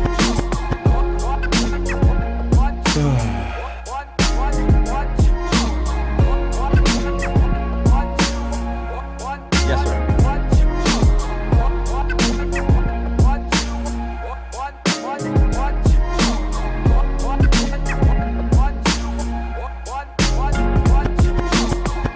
All right, welcome in Live Before Lock. It is a birthday edition of both the Deeper Dive and Live Before Lock. We're carrying on the Happy Birthday Greg Ehrenberg theme here. So all of you out there in the chat who have wished Greg well on his driver's license test coming up and his Sweet 16, everything else, his bar mitzvah, whatever it may be, we'll take that, continue that. But if you do want to continue the shouts and shade, we have one of the best here, the thickest skinned member of Awesemo on the entire channel.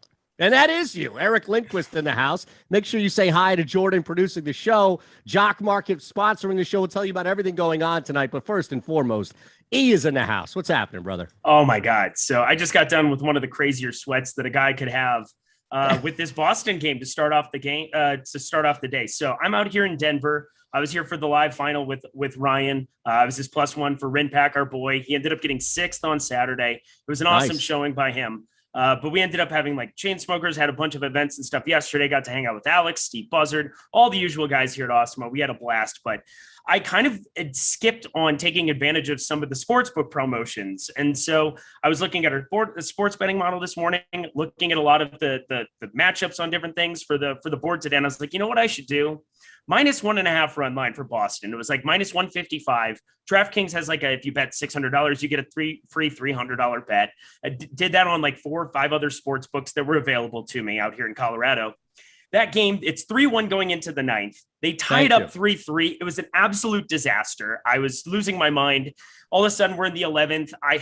Bases are loaded. So Travis Shaw, you think he's going to like maybe get walked in a spot. It was like a 3-1 count, and it's full. He hits a grand slam walk-off to cover 1.5 runs, and I win everything across the board. So I don't even know if I mean, I'm playing DFS because and there's no way I'm not, but it was one of the more better run good situations. Is you kind of being our aficionado in the sports betting community, my guy. It was incredible to kind of have that kind of a hit. I haven't had a fun hit like that pretty much ever. So it was enjoyable to win across the board in just ridiculous fashion. Oh, and happy birthday, Greg Ehrenberg. Yes. Happy birthday, Greg Ehrenberg, before we forget. But all right, two things. One, I'm no Ben Rasa. So let's get that straight. Two, I turned this off. Technically, I was doing the Awesemo Fantasy Football show while this was going on. So Lofty is part of that as well. And he's got eyes like a shark. So if my eyes are off on the screen, he's going to call me out on the stream, being like, dude, can you pay attention to this show? So as you saw the tweet that I put out earlier, I tailed my buddy here in Philly, the Philly Godfather, with that over 9.5. So you can imagine when I looked at the top of the 8th inning and it's 3-1, that's a loss. That's a loss, dog. Not only that, but 9.5, and you get to the 11th, you need the bomb too. We both needed the bomb. You get a walk, you get a single, you have anything happen there other than a homer, we both lose. So all the run good for the day has been used up. Somebody said I look tired. Yeah, it's been a weekend. Okay. We've had a fantastic time. Again, it's networking, it's hanging out, and it's my boy Rinpack. I mean, what am I going to do? Not come out here and party? That's ridiculous. Mike Campbell, you didn't have the under in the Texas-Boston game. No, I did not. I had the -1.5 Boston. It feels so good, Mike Campbell. I had the over. Right. He had the over. Mike Campbell, I had the over. Yes. Now, you don't look tired. You look like your normal self, energetic, happy to be here, thrilled. Trust me, I've seen tired. Myself and Adam Scherer, 10 a.m. on an NBA strategy show Saturday morning. That's tired. Okay? Yeah, because you have a terrorist, also known as a baby, in your household that just keeps you up until the wee hours for sure. You get those 2 hours of sleep. You get on, you're like, I don't want to talk basketball. Philadelphia says section. It's kind of, I don't know how to do the. I got to do like the SNL version of Eytan Shander. I can't do the actual version because my voice sucks. So there's that. That's okay. Well, look, we want to save your voice for any impromptu impressions that may come out throughout the show. So don't waste them on doing me, by all means. You never know. You never know. All right, we welcome everybody in officially now. And the easiest way to return the favor of us providing you fantastic birthday type content here is just hit that thumbs up button, smash away, make sure you're subscribed to the channel, the other two channels as well. We want you subscribed and liking everything we're doing on not just the Awesemo main channel, but the Awesemo Fantasy Football channel and the Awesemo Odds channel as well. We'll tell you all about Jock Market coming up. But before, speaking of Rasa, he's got eyes and ears everywhere. So if we don't get the Betting You promo out right away, I'll get an email from up top. Just get to everywhere you download your podcast, Spotify, Apple Podcasts. Go check out Betting You. It's Matt Gajewski. It's Ben Rasa. They're preparing you for college football. Week 0, Eric Lindquist, is coming up this weekend. So be prepared across the board with Betting You with Rasa and Gajewski. All right, let's start off, my friend. We have a very small slate, 6 games to work with. You are riding high with your bet. Both of us cleared out here. I had a decent tournament thanks to you. I should thank you for all of the patience that you've given me nagging away. And hey, how do I do this? How do I crunch? How do I apply this? Finally, it comes to fruition and I win a couple. I can't even get into the wiffle ball anymore. That 5-cent thing, they banned me from that. So that's definitely moving in the right direction. So this is all to remind the people out there, if you're ready to rip Lindquist for something, just remember, he's won me a lot of money. And there's Rinpack in the back. Hopefully he heard that as well. He's turning off the air because the air just started blasting right next to me. But congratulations, dude. It's always so fun when you get the opportunity to have somebody either in our community or you yourself, where you're newer to the DFS and you've hit the ground running. Like, you're so sharp with this and you've already in just a short amount of time gotten so much better. And not just that, you're good. You're winning massive GPPs now, 25-cent dollar. I mean, it's just going to be a progression, and you're getting to that point. It was really fun to kind of wake up and see that. And, thanks for the shout out. I like to think that sometimes I say smart things, but yeah, I've just got Rinpack Goat just coming in and out here. Don't mind him. He's going to win all the money anyway. So I don't know why I'm playing, but here we are. Now, here's the thing. Campbell is calling me out bullshit, Shander. On what? I mean, I said a lot in the first 9 minutes that could be called out. Is it the fact that I had the over 9.5? Is it the fact that I won the wiffle ball and the pinch hit? Like, what is it? Because I've got receipts across the board here. Wow. I mean, you don't want to go after Eytan Shander. I already know one thing in my life. having worked with you for like a couple months, and I do not want to mess with you at any kind. No. You are a positive vibe guy all the way around. I'm riding your coattails. It's time. I got the $8 today. Let's go. I'm gonna just take that thing down. I'm calling my shot. Let's go. Okay, there you go. All right, so let's look at the big picture here tonight. 6 games, and again, whenever we have that smaller slate, it's a really good opportunity, for you to kind of explain your strategy that differs from when we have the 10 to 14 game slates that make it maybe easier or more difficult to kind of slide in with more variables and variants. Now it's down to 6. So how do we approach this tonight? All right, so here's kind of the basis of this. Arizona Diamondbacks and Pittsburgh Pirates are chalk.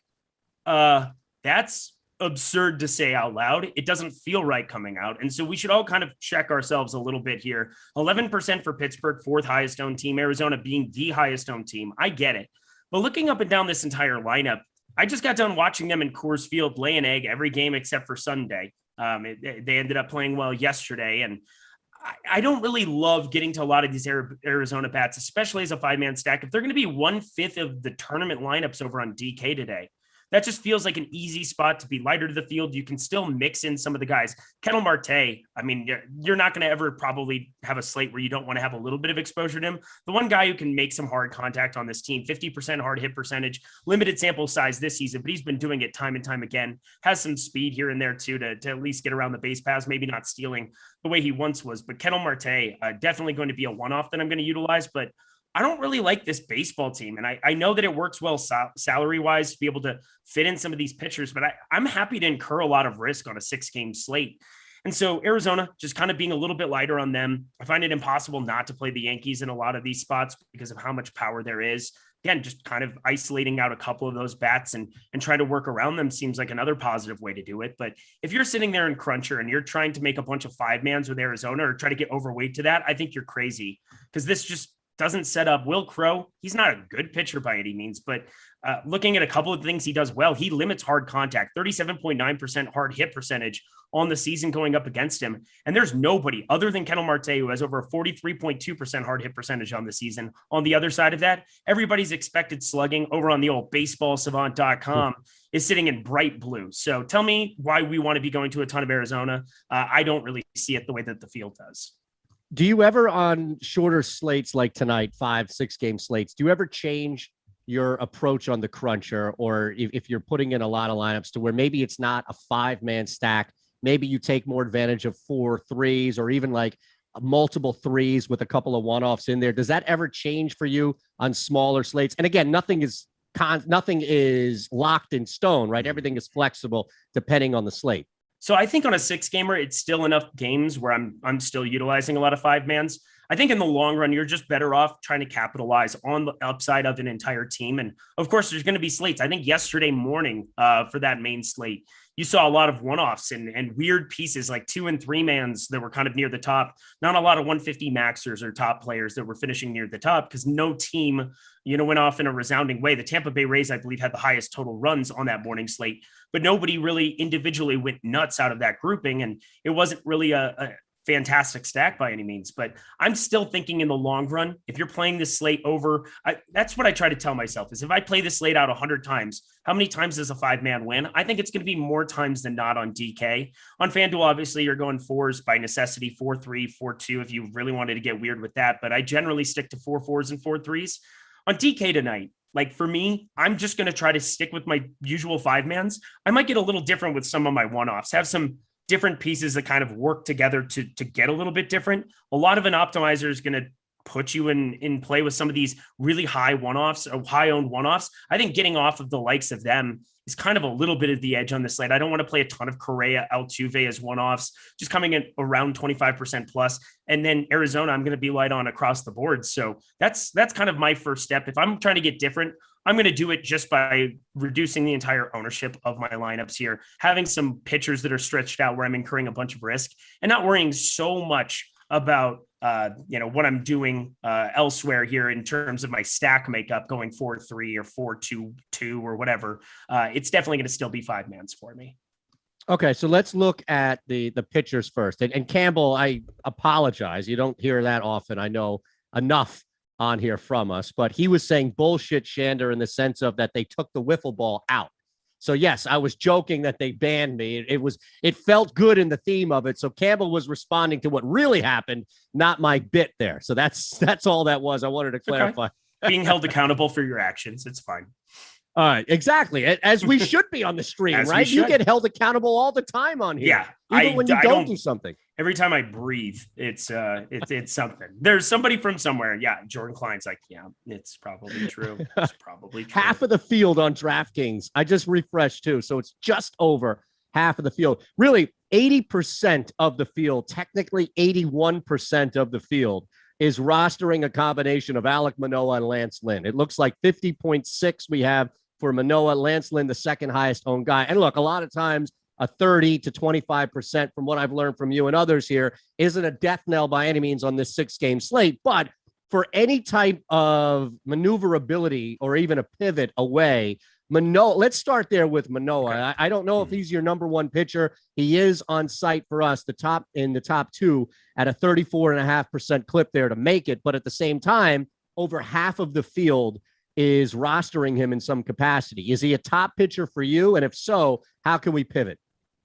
Yeah, he's really, really good. And this White Sox team, it seems to me as though there's more strikeouts than you would think, at least in certain portions of it. So Cesar Hernandez, Andrew Vaughn, Brian Goodwin, they're the three in this lineup that strike out the least, but they're still over a 20% K percentage. You're not getting some of those 14, 15, 16% that you see around the board, where I just think that there's upside to kind of capture with every single hitter in this lineup as I'm looking at the White Sox. And Alek Manoah, great pitcher on this season, 28.3% K percentage, 33.1% hard hit percentage. I mean, he limits hard contact and he gets swings and whiffs. It's ridiculous. And of course, this White Sox team is not one you're trying to go out of your way to pick on, but it's just such a good pitcher. And I think just for him, specifically on this slate, he's a kind of guy that could bust the slate in a certain way. I think Manoah is really where we start to have the conversation. I mean, Jordan Montgomery, that's just a gigantic number for him. I think the ownership kind of being in half there makes it interesting if you can kind of make way for him in lineups. And if you're not playing Arizona, maybe that's a little bit harder, but I'm trying to get to some of him, even at the 10K number. But Alek Manoah, 8,500, it's a misprice over on DK, and over on FanDuel, 9,600. Hey, he's coming in with a ton of ownership there. I probably hit eject a little bit more over there, but DK, he's rightfully owned. There's no way around it. He's my favorite pitcher on the board. So you're pretty much on point with the field. You put 100, 150, 200 lineups out. You'll pretty much be even to the field, you think? I think so. It depends, because I think there's going to be some stacks that I'm going to have some interest in off of the super chalky Arizona, off of Pittsburgh, which is double-digit owned. Finding some of these other teams that I think there might be some sneaky leverage to get to.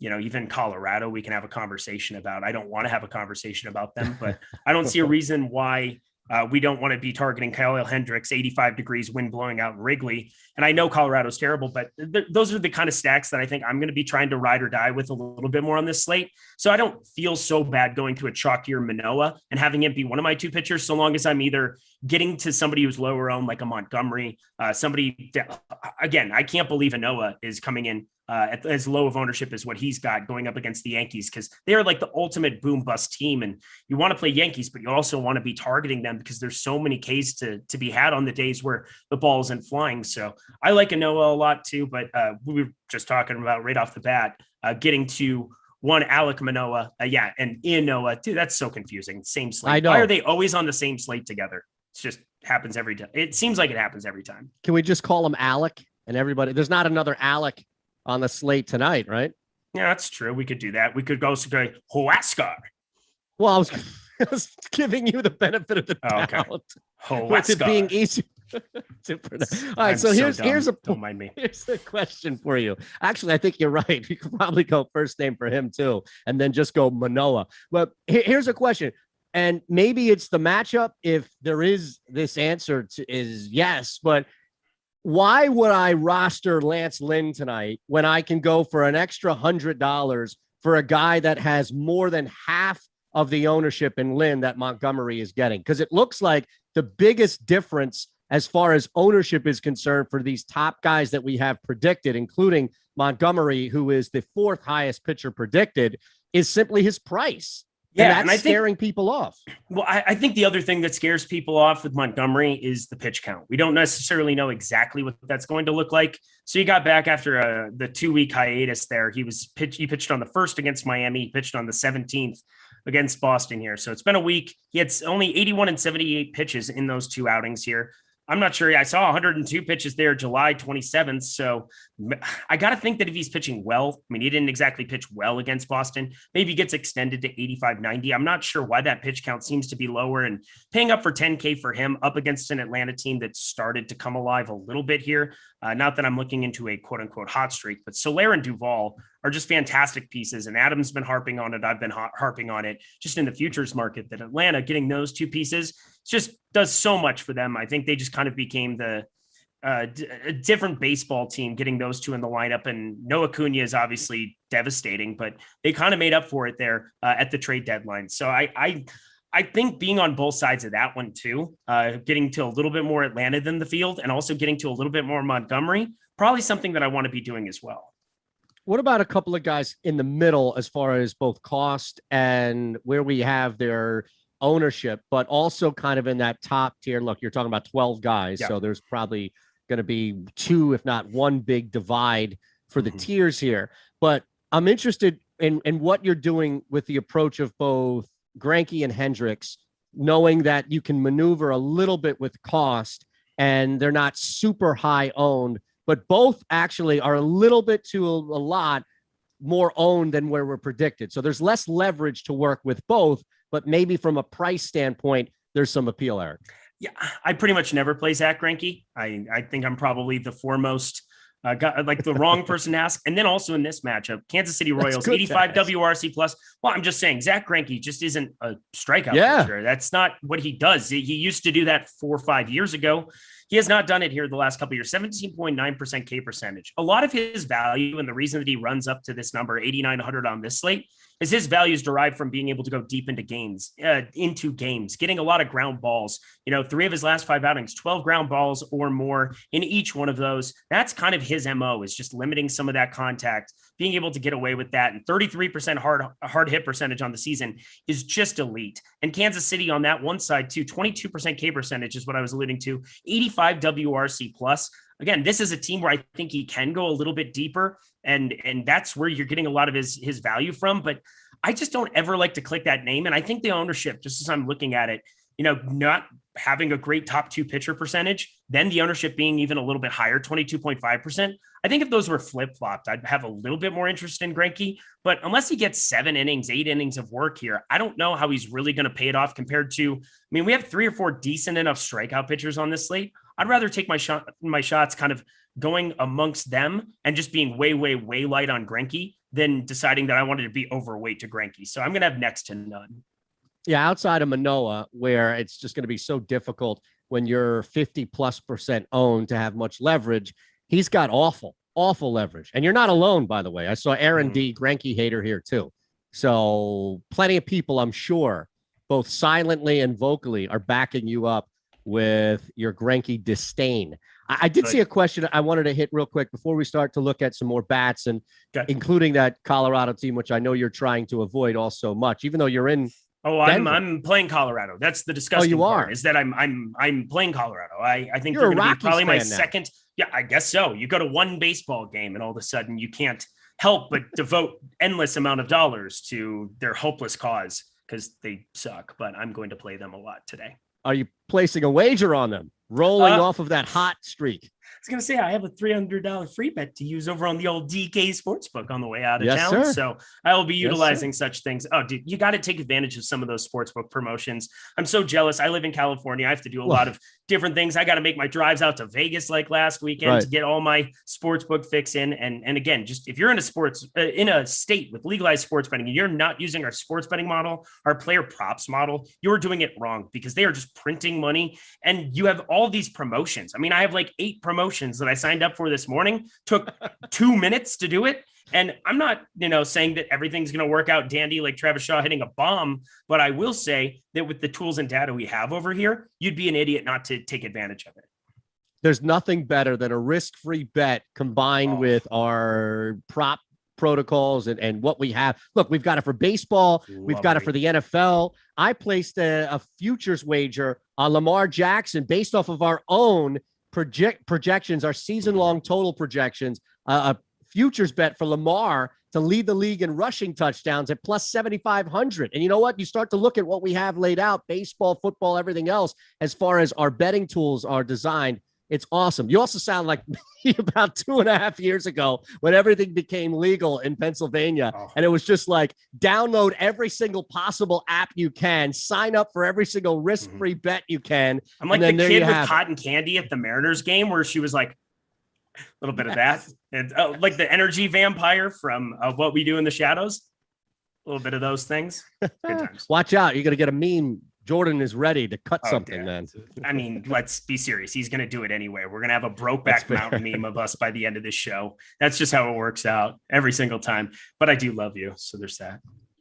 All right, real quick. There was a question on the chat about stacking that I think is a valuable one for you, especially for those who are newer in what we're doing here. And maybe you're getting ready for the NFL. You want to play a little bit in MLB just to get you sharp, or you've been waiting for basketball and others to return. You're not a golf guy, so you're testing this out. But before that, as we just wrap up anything here on the bottom end, Gonzalez, Blackburn, Crow, Lynch, these guys are super low owned. Outside of Crow and maybe Gonzalez, there's not much of a pathway to be a top 2 pitcher, but it's all about fading the field and taking advantage of maybe a super strong pivot.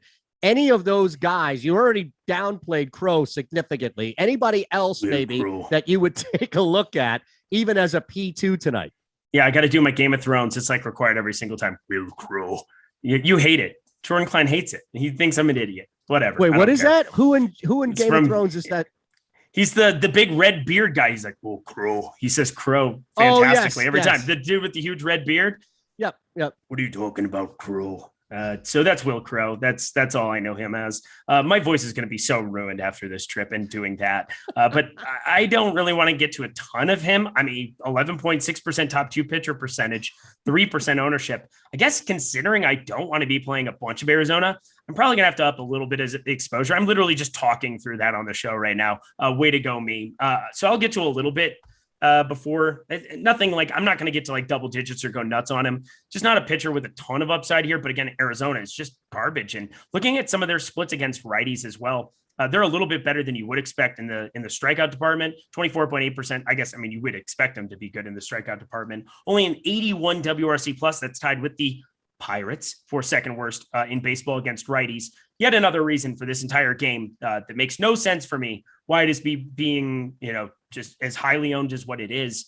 I think hitting eject on a lot of pieces of that game, getting the Brian Reynolds, the Colin Moran, the Cabrian Hayes from the Pittsburgh side, the Kettle Marte side on Arizona, having some one-offs and mixing them around a little bit, and just being lighter on the game in general feels like the way that I really want to go on this slate, because both teams on the back end of the lineups, what are we getting by Michael Chavez couldn't make it in Boston. Kevin Newman, I guess he did hit a home run the other night, but has absolutely zero power in general. Gregory Polanco is broken. I don't want to play Pittsburgh. I don't want to play Arizona, but Will Crow as a pitcher, absolutely going to probably get to a little more than I was saying there. Paul Blackburn, 5,300. We don't really need the savings. If you want to get really weird, at least he's stretched out. And Daniel Lynch, I would rather eat actual chalk than play him. Yeah, I was waiting for whatever analogy or example. You could tell as soon as you're like, I would rather eat a big bowl of piled steaming dog shit than run him. Like I was waiting for something like that. But eating chalk, I think, still serves the purpose. Yeah, I'd probably do that. Okay. Sounds delicious compared to rostering Daniel Lynch. Yes, I think that's a very fair point that not many on the chat would argue, although I think everybody in the chat would love to see you. Like, how many likes until you can eat a piece of chalk? You're the chalk doctor. You're the chalk king, the chalk master. How many likes donkey. Before you eat? Get it right. I didn't say that. I'll leave that for the chat. All right. If you get 350 likes, I will eat a bite of chalk on stream. I'll do that. 350. We're at 207 right now. Well, that's a long ways from 350. I will literally take a bite of chalk, and I will probably get yelled at by my fiance again, but at least it's not an eyebrow. It's just my digestive system and, my life. Don't mind me. I will do that. Get to 350 and I'll just be I will be an actual chalk donkey. I love it, man. The gauntlet has been thrown down. You see the player rankings. Those are free. Take advantage of everything we have. Beyond that, top stacks, top pitcher tool. We use it all the time. I'm sorry, but I can't help laughing at Jordan, laughing at you right now. It is amazing. Usually I pride myself on being able to stay between the middle here. That's the one thing I can bring to these shows. My shows are getting progressively less professional because I say dumb shit and I don't care. I think I just don't. I think that's what's endearing about me. Probably also going to be my demise. No, it's, you know what? Ride it until your demise happens, because at least you go out having fun. It's like, it's like this 75, 80-year-old guy still drinking beer, eating Fritos. Like, screw this. If I'm going to die, I'm going to die. You're not out there jogging or anything. Yeah, it's like the end of Dodgeball. Effing Chuck Norris. A little bit of that dude with the chicken wings, Ben Stiller. There we go. Yes. All right. Beyond that, of course, the top stacks tool, top pitchers tool, everything you need is available $29.95 a week for Awesemo Plus. Make sure you take full advantage of that. We've got some other cool things going on here as well that we'll tell you about, including what's happening over at Jock Market. But before that, let's look at a question here from Anthony Qualo. This is earlier on the stream, and I just wanted to make sure that we address this because I think these bigger picture questions can always be helpful, especially as we start to pivot to the stacks and the bats. Anthony asked, do you pick 4 guys batting back to back in order or pick and choose? Oh, this is a great question. So there is an option in Fantasy Cruncher, and obviously your correlation goes up the closer in the lineup you are. So I guess technically that would be one thing, but the whole value of stacking is that you're capturing the upside of an event, such as a pitcher getting blown up, such as a team or a pitcher that gives up a bunch of fly balls, having an opportunity to have everybody be in a positive game environment, whether that's Coors Field. That's why you stack that up. It helps you capture all the upside. And I think just if you go 1, 2, 3, 4, 5, you're going to just be a little bit too bland. A lot of people who are hand building they feel more secure playing some of the front end parts of the lineup. Breaking it up, I don't really have that big of a problem with. Maybe 1 or 2 gap is probably an all right way to do it. Going through a lot of the lineup study stuff, I think I had some pre-notions that were probably incorrect about that earlier in the MLB season. It would seem as though, for the most part, it's not a huge consideration for a lot of top players. I'll keep looking into that. But from what I understand, I have no problem having it be a 2 gap, 3 gap if it's broken up a certain way. Obviously, it can't be more than a 3 gap or you wouldn't have a 5-man stack mathematically. But getting 5 players from the team helps you capture all the upside of a gas can pitcher, of a great game environment, of getting to a bullpen early, of all of these different things that can help the whole team encapsulate that upside. And so you just want to be putting those guys together in any kind of fashion. And it's the overall game environment that I value a little bit more rather than just, oh, he hits third, I want to have the guy hitting fourth. They're both obviously great plays. It's just simply having all the pieces of the team. Now, Christopher J. Tyndall reminds us the biggest, comment we'll find tonight. Chalk isn't actually bad for you. Now, I think he's saying this in order to ramp up what you should be doing for us and say, chalk, that's like eating a carrot on the stream. Come on, Lindquist. Okay. Well, I guess if chalk is good for me, C is for chalky. That's good enough for me. Never. I knew it would come out. Whatever. I'm just building lineups here. It's a 6-gamer. I'm trying to keep the people entertained. I'm trying to. Yes, but there's no excuse if you don't get them in tonight because it's only 6 games on the slate. So it's not like last time here. Yeah, I had my dummy in like an hour ago. So regardless, I'll be a chalk donkey dummy. So I'm fine. I've got some stuff in. I'm just kind of tweaking it. Of course, because why would I not want to play more Will Crow now that I've talked myself into that? Correct. All right, we'll take more questions here. Super chat is open for E as well. Not the only way to get to us, but definitely the best way by all means. And some more questions, chalk or non-chalk related. But let's tell you about Jock Market first and foremost before we hit the stacks and some bats.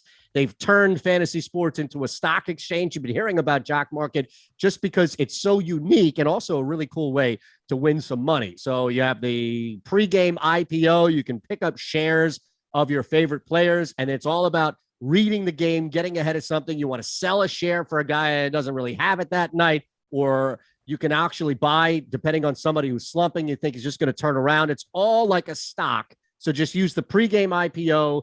Baseball is here. Golf is here as well. The NFL around the corner. And most importantly, use our promo code Awesemo, and we'll match up to $50 on your first deposit. That is a lot of money that you can do some damage with. Awesemo for a match of up to $50. All right, Arizona, you mentioned it's just, I guess, the mental block of having to run with Arizona. They're cheap, though, by all means. There are 3 teams in this 12-team slate, 6-game slate.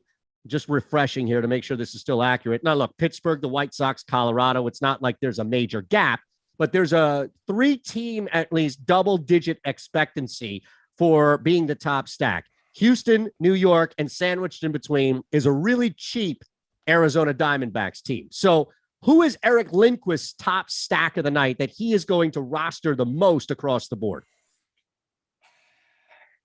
The Colorado Rockies.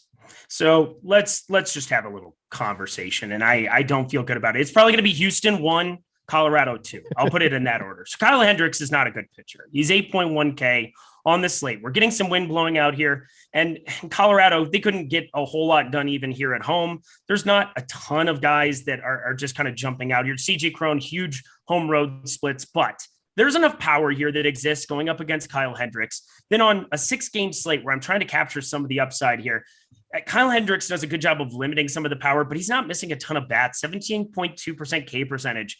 And there's just enough guys that aren't going to be striking out here in this spot that have a little bit more power. A guy like Ryan McMahon, Garrett Hampson, CJ Cron for sure as well. Sam Hilliard, who strikes out a bunch, but now he's going to be in the lineup there, 7th, 2K. It kind of works out really well to kind of combine some of the top end pitching for me, along with all these bats. Not a single guy's over 5K.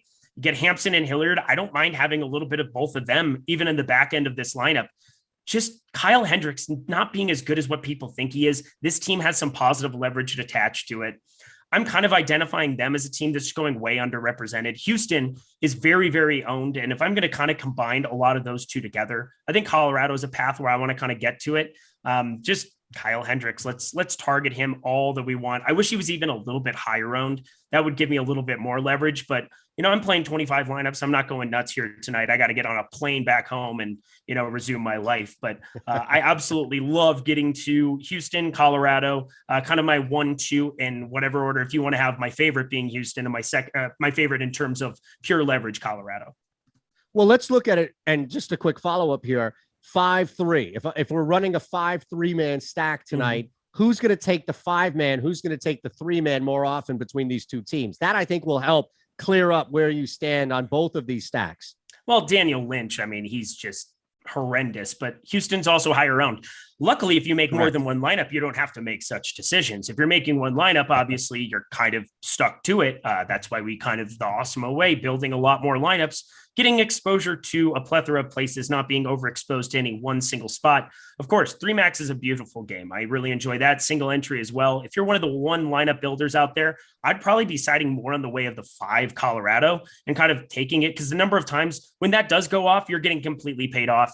And I think it's pretty easy to look at that entire lineup and just see some opportunity everywhere, 1 through 8. There's guys with speed. There's guys with capabilities of hitting bombs. Blackman, Cron, McMahon, that middle of the lineup. Diaz getting a catcher who's batting 6th. I think it's a pretty easy 1 through 8 team to get a bunch of exposure to. And so maybe I'll go 1 through 5 for them. Houston, I mean, we have all the boppers up there. Jake Myers has been excellent here in his limited time here in the majors. Taylor Jones as well, 2K. I just think they're going to get a little bit more ownership, a couple more looks at targeting Daniel Lynch. So maybe my answer for your question, 5-3 Colorado. I cannot believe I'm talking about the Colorado Rockies this much. I love it. I love the fact that it's almost like you've blacked out the last 38 minutes and you just come to 2 being like, wait a second, did I just talk about the Rock? And then you're realizing as you're saying that it makes sense. Does. It's painful too. You see only a 4.1 implied Vegas total, and it doesn't make you feel very sharp. No, it's not, but it's a 6 gamer. And if you're not playing, I mean, even Toronto has a 4.6 implied run total. So that's another team that obviously has a ton of upside going up against a tough pitcher in Lynn, but their top stack percentage is even lower. How many times are you going to see Toronto with a lower top stack potential in our DFS top stacks tool than Colorado? So I think that's kind of what it's speaking to for me is that you're just getting the second most or third most positive leverage. The White Sox being number 1 by a substantial margin. Definitely have some interest in them as well. Even though Manoah is my favorite pitcher, I think if you're even 20 lineups is enough where you can have 1 or 2 White Sox stacks on the other side of it. But for me, my night's going to kind of be made up of those 2 teams, Houston and Colorado. ton of leverage, as you can see on the top stacks tool, part of the Awesemo package plus package, $29.99 a week. Peter Hanley 61 on the super chat loves chalk. Now, I don't know if that's I love chalk, meaning like I love the taste and eat chalk regularly, or if that's like I love chalk, meaning give me some more chalk, doc. Like hit me with some more chalk plays.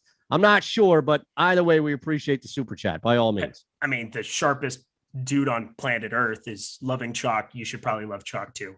And you can tail that, right? Yeah, I'm already kind of getting nauseous thinking about what I actually just agreed to. So congratulations, everybody. You have broken me. Well, look, we're not there yet. And Jordan Klein reminding us in the chat, 350 is not 350 until we hit 350.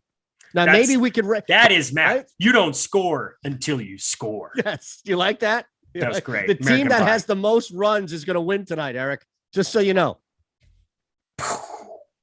Mind Fantastic. Blown. I know it. It's crazy how this works. You mentioned the White Sox, Colorado as well, but there are a couple of teams that interest me from a stack standpoint. Toronto, really, because you still have some leverage, as crazy as that sounds on this smaller slate. You still have some leverage with Toronto, and I don't want to discount the ability, I guess, to maneuver against the field with a Seattle stack who's won 7 of 10. It's not like they are atrocious in that Texas basement by any means.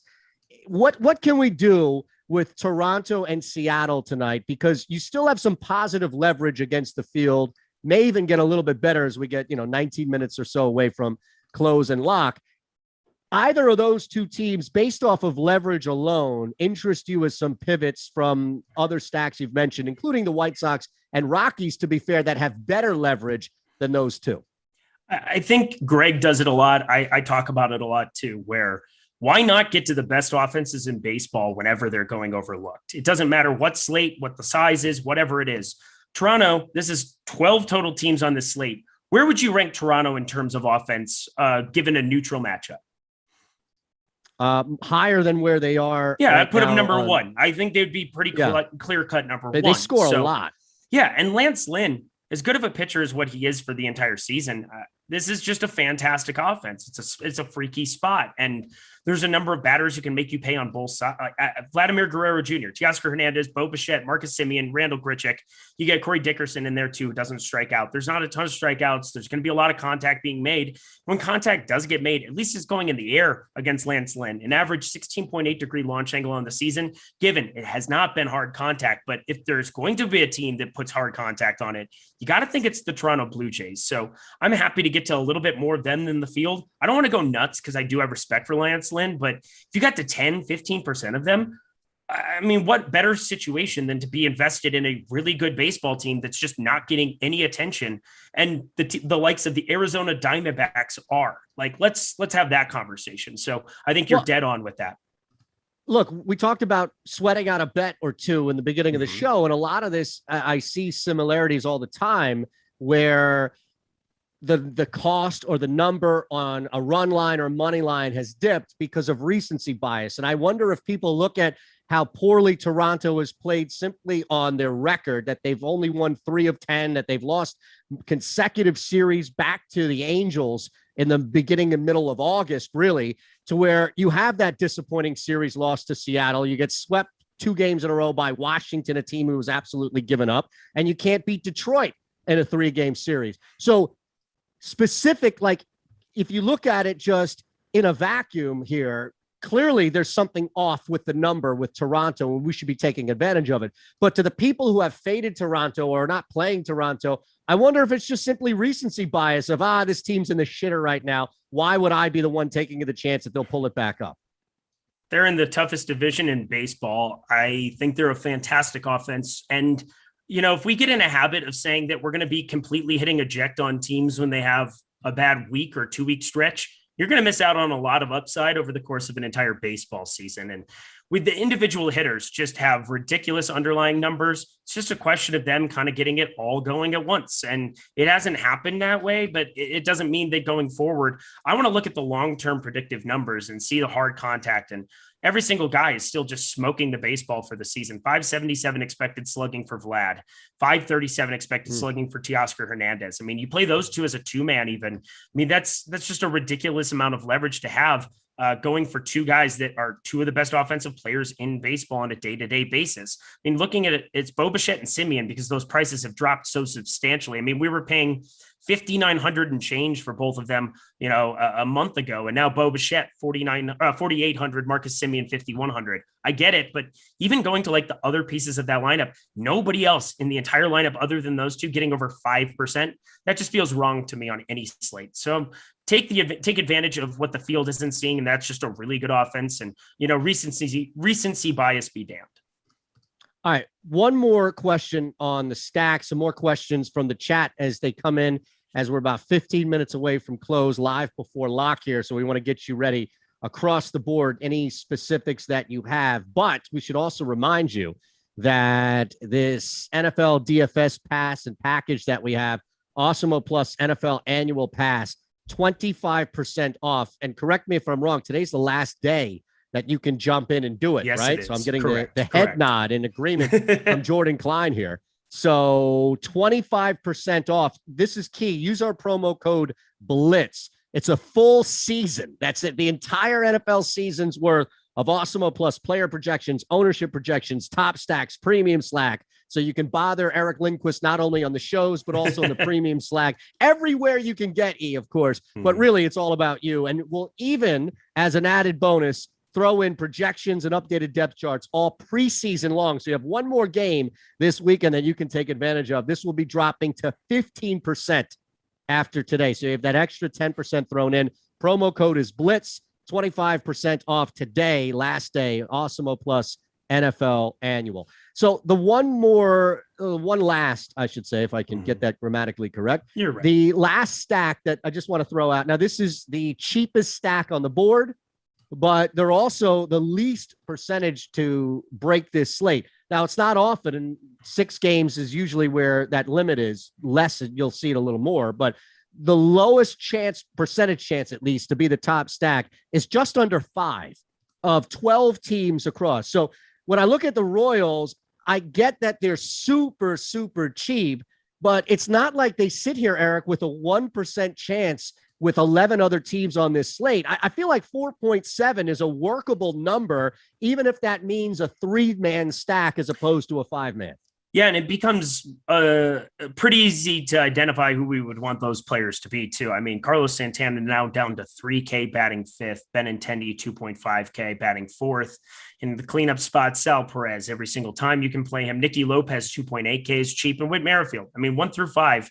If you want to pick any of those as a 3-man, I have no problem with it against Zach Greinke. And Zach Greinke does limit a lot of the hard contact, and he's a decent enough pitcher at just being good at real life pitching. But I think there's an opportunity for some of these guys to still spike some upside. And I wish there was a little bit more leverage. I'm not super enthusiastic about going to them. I understand if you wanted to be going there. I mean, 5% still, 1 in 20 that you're looking at for this team. I just think that there's even more leverage to be had if you sort by the ownership on the top stacks tool and you see guys down at the bottom. I mean, the White Sox, 3.5% ownership share, and you're not getting a huge discount to go up against a great pitcher in Manoah. You got Abreu 5.6K, Eloy 5.1K. I mean, these guys are very, very pricey, but the upside is just so there for them. I would still rather try to side a little bit more with them. But if you wanted to play Casey, you can play Sal Perez every single day of the week. He's the best hitting catcher that there is, hits the ball hard, does all the things you want a catcher to do. You're paying up to be a little contrarian at 4.9K, but I think Kansas City's fine. I think just about any team that you want to go to besides Arizona, because of how crazy amount of ownership, and it's come down a little bit. I just refreshed and they're down to 15.2%, but that's still a little too much on this slate. I would much rather take my shots scattershotting a couple of those other teams with positive leverage, specifically the White Sox, the Rockies, the Toronto Blue Jays, rather than playing a Kansas City team that on the back end of the lineup, I'm just not that enthusiastic about. So Jim Parrish asking about, and again, a reminder here, when you jump in, to not only subscribe and hit that thumbs up button, as we are 48 likes away from hitting that magic number of 350, aka you guys are sick. You guys are sick. The chalk challenge. I think that's what we'll call it. We're now 48 likes away from the Lindquist chalk challenge. But beyond that, Jim Parrish asking, the notification bell. So you're not straggling late and you're getting everything from the jump and not asking questions maybe 49, 50, 51 minutes into the show. This one, though, does apply in the sense that there are two different Chicago teams. So, Jim, asking your thoughts, if you can, rewind on the White Sox, but also a little bit on the Cubs. Okay, so White Sox, the main reason that they're coming in so low owned is because you're not getting a price discount facing a fantastic pitcher in Manoah. And when those kind of opportunities present themselves, you're going to get a ton of leverage. And that's what we have, 5.5% total leverage here, 9% top stack percentage, 3.5% ownership share. You're not going to get the White Sox with this much upside. It's just absolutely insane to me when you have some of these fantastic offenses on smaller slates that we're not going to try to go to more Toronto, more Chicago White Sox. That's kind of my feeling about it, is it just feels like I want to get to the better offenses when you have chalk value teams. Alex, a long time ago, and I think he still feels this way. Back listening to him, I've tried to go through his process of different things that he's doing on lineup study, but he always says one of the easier fades in MLB DFS is the chalk value stack. That's something that I've heard him say multiple times. And I think he's probably, but you're not going to get to 0% Arizona on any kind of a slate. You're going to get to a little bit of them in 150 for sure, but you kind of want to be lighter. You want to find some of the better offenses on a slate. And sure, 4.7 implied run total. How many times do you get that with Arizona? Not very many, but I can also tell you 4.6 is the identical number, just basically is what Toronto has there. And they're coming in with absolutely no ownership simply because of salary. And I just think there's easier ways to kind of like over the course of a long haul, get exposure to winning lineups that aren't just simply play the best pitchers with the best value stack, because you're just competing with so much of the field. You talked about it yourself with, how many people were going to be playing Manoah and Lance Lynn, or Manoah and Enoa, or like that combination is going to be used up so many times. And for me, getting lighter on Greinke, having almost none of him, and getting lighter on Arizona makes me so different compared to the rest of the field. And I have a realistic path to the top on, an $8 tournament with 45,000 entries that I don't necessarily have if I'm just going chalk. So Carlos Manzo with an interesting follow-up to that about fading that chalk value stack on single entries. And I guess you could also apply that same question to cash lineups as well. So most of the time in the single entries, you'll see that ownership come up even a little bit more. As you move up in stakes, you for sure see the ownership on the top teams with the top implied run totals, or with a massive value. You see that ownership come up compared to what you see in like the $15 generally, or today it's the $8 over on DK.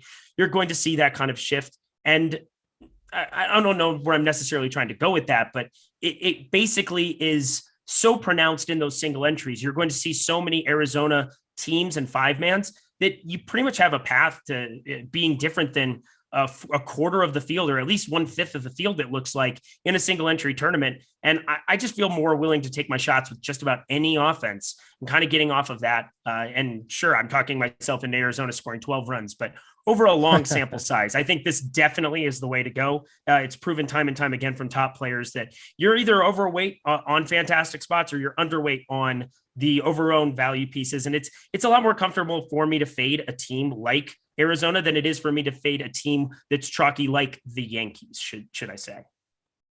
We technically have to cut off when the show is supposed to be over when it comes to like counts. Now, Lindquist can sit here and blow smoke or chalk or fire, whatever you want, for the next hour, according to his schedule here, until Rinpack physically removes him and's like, dude, we got to go out. Let's go. It's dinner time. But as far as the like count is concerned, 25 away with less than 7 minutes to go.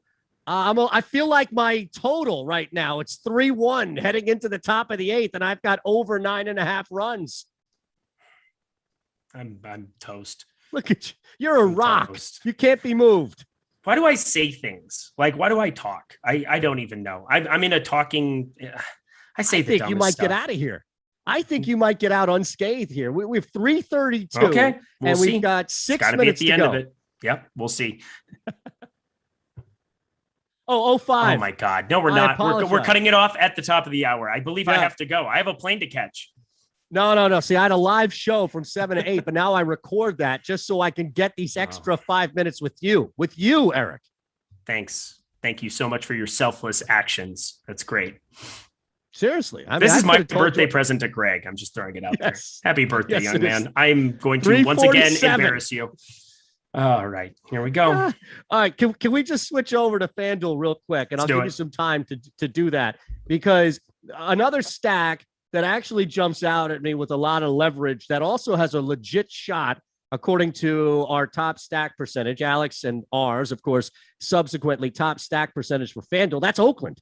Oakland sits at a hefty 8.1% to be the top stack. They are under-owned according to that. And you've got a leverage score that's over 2 on a 12-team slate. So Oakland, with their ability to break this slate, as well as how under-owned they are compared to that, jumps out to me as a strong play. And they're not even like super cheap or super expensive. They're kind of like the three little bears, right? Just right in the middle there. Welcome to the dark side, doing children's comedy. Welcome. You must be a father for sure. Marco Gonzalez. Wait, hold on. Yeah. No, don't say that. You're done talking. Marco Gonzalez, terrible lefty for sure. 11.3% ownership going in on him there.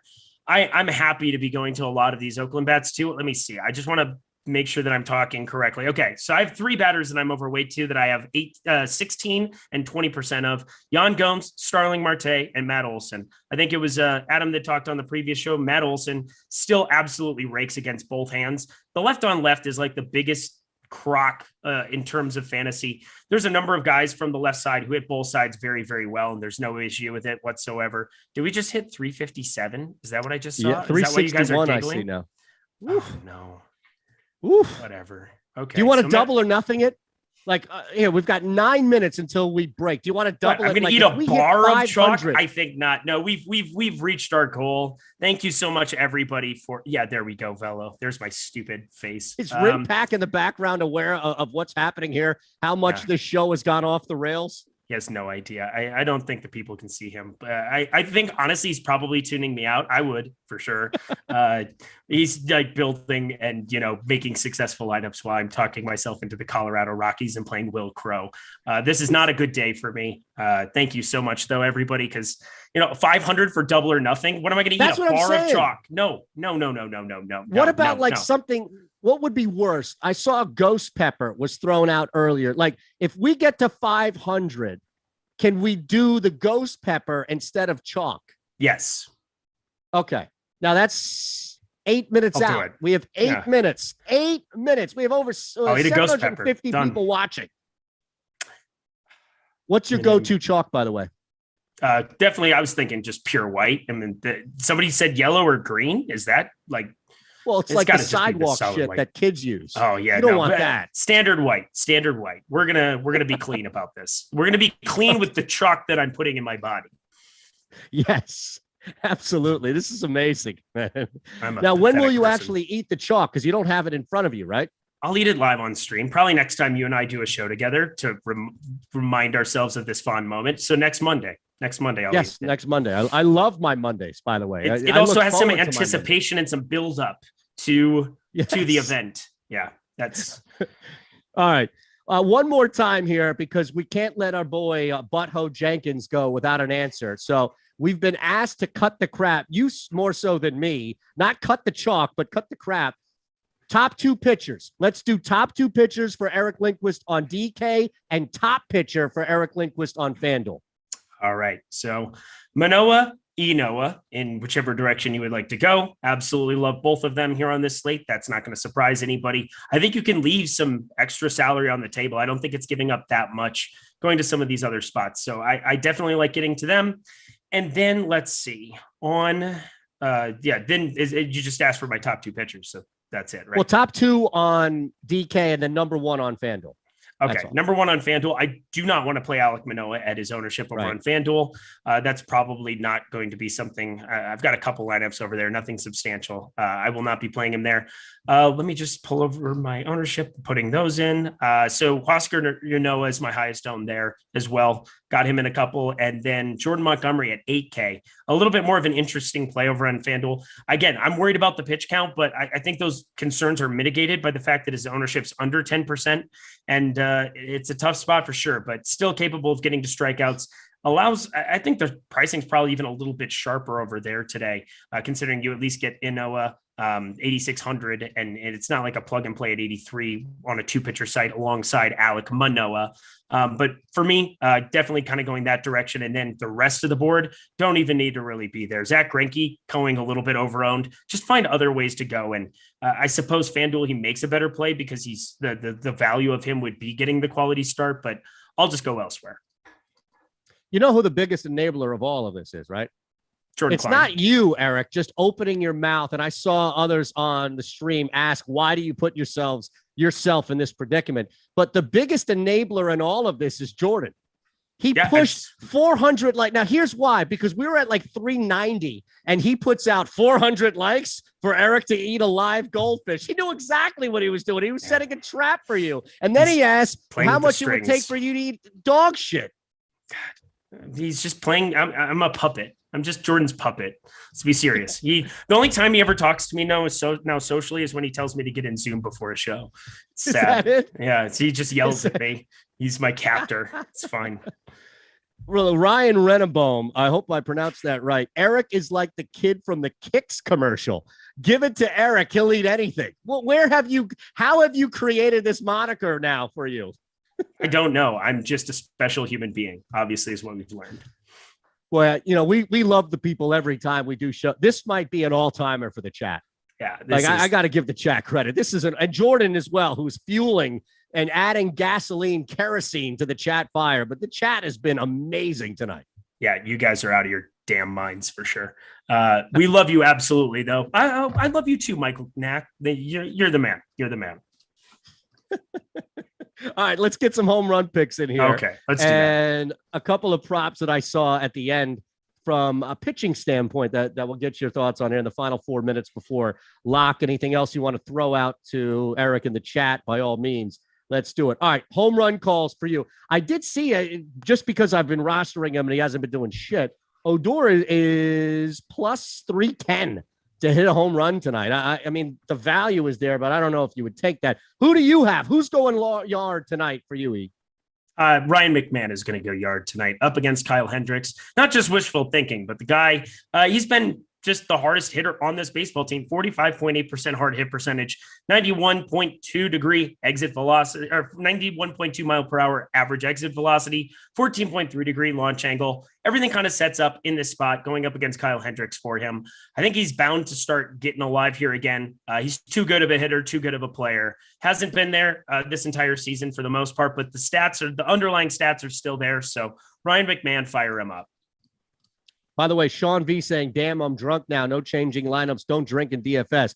Leave that to the pros. Rinpack is the one who can pound shots throughout the show and still get that lineup in and finish like number one in a 50K entry thing. Leave that to the pros, all right?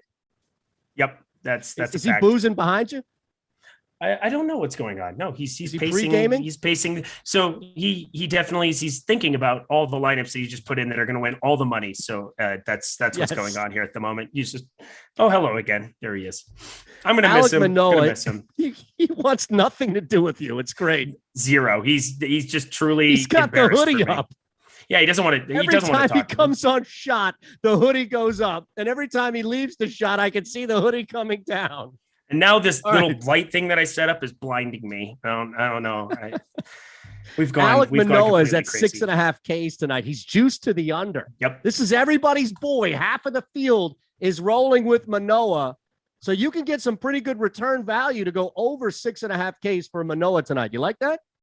Yeah, I mean, I love the man. And looking at our top props tool, I mean, Manoah right now, there's not a crazy amount of expected ROI there, 16%, but that's on 5.5. If you're able to find that, that's the importance of Odd Shopper as well, is just kind of being able to find some of those odds, being able to find the right book. And in the same way this morning that we were able to take advantage of some good profitable spots with some of these promotions that they have going, you need to be taking advantage of having 5-6 sports books in your state and getting invested in those so that you can, or having a little bit on everyone so you can take advantage of the best line every single night.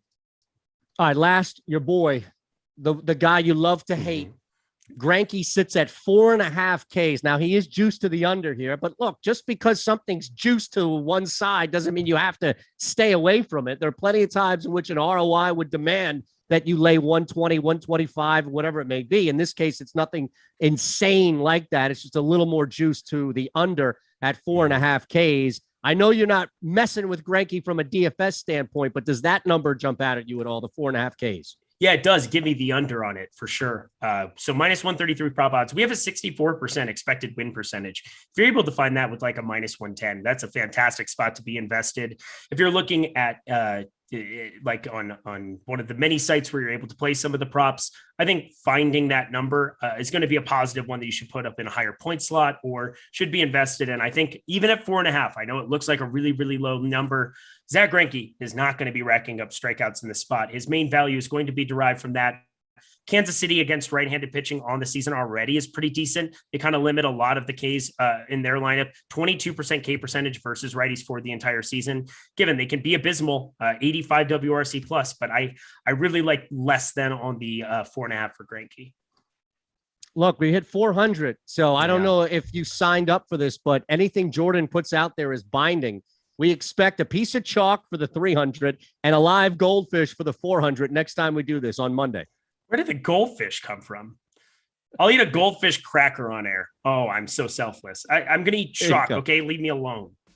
I can't even, like, this is how much of a rock Rinpack is. The man is behind you 3 feet from you, hearing that you're going to eat chalk. You've mentioned you're going to eat a piece of chalk 5 or 6 times. He didn't even look up. Doesn't care. Have you been eating chalk on this trip? Is that something that he's just used to? He's just used to me being an idiot. And I think everybody in chat is too. Love you all so much. It was a fantastic day. Best of luck with your lineups. Goodbye. We'll see you. Thank Jordan in the chat before we get out of here.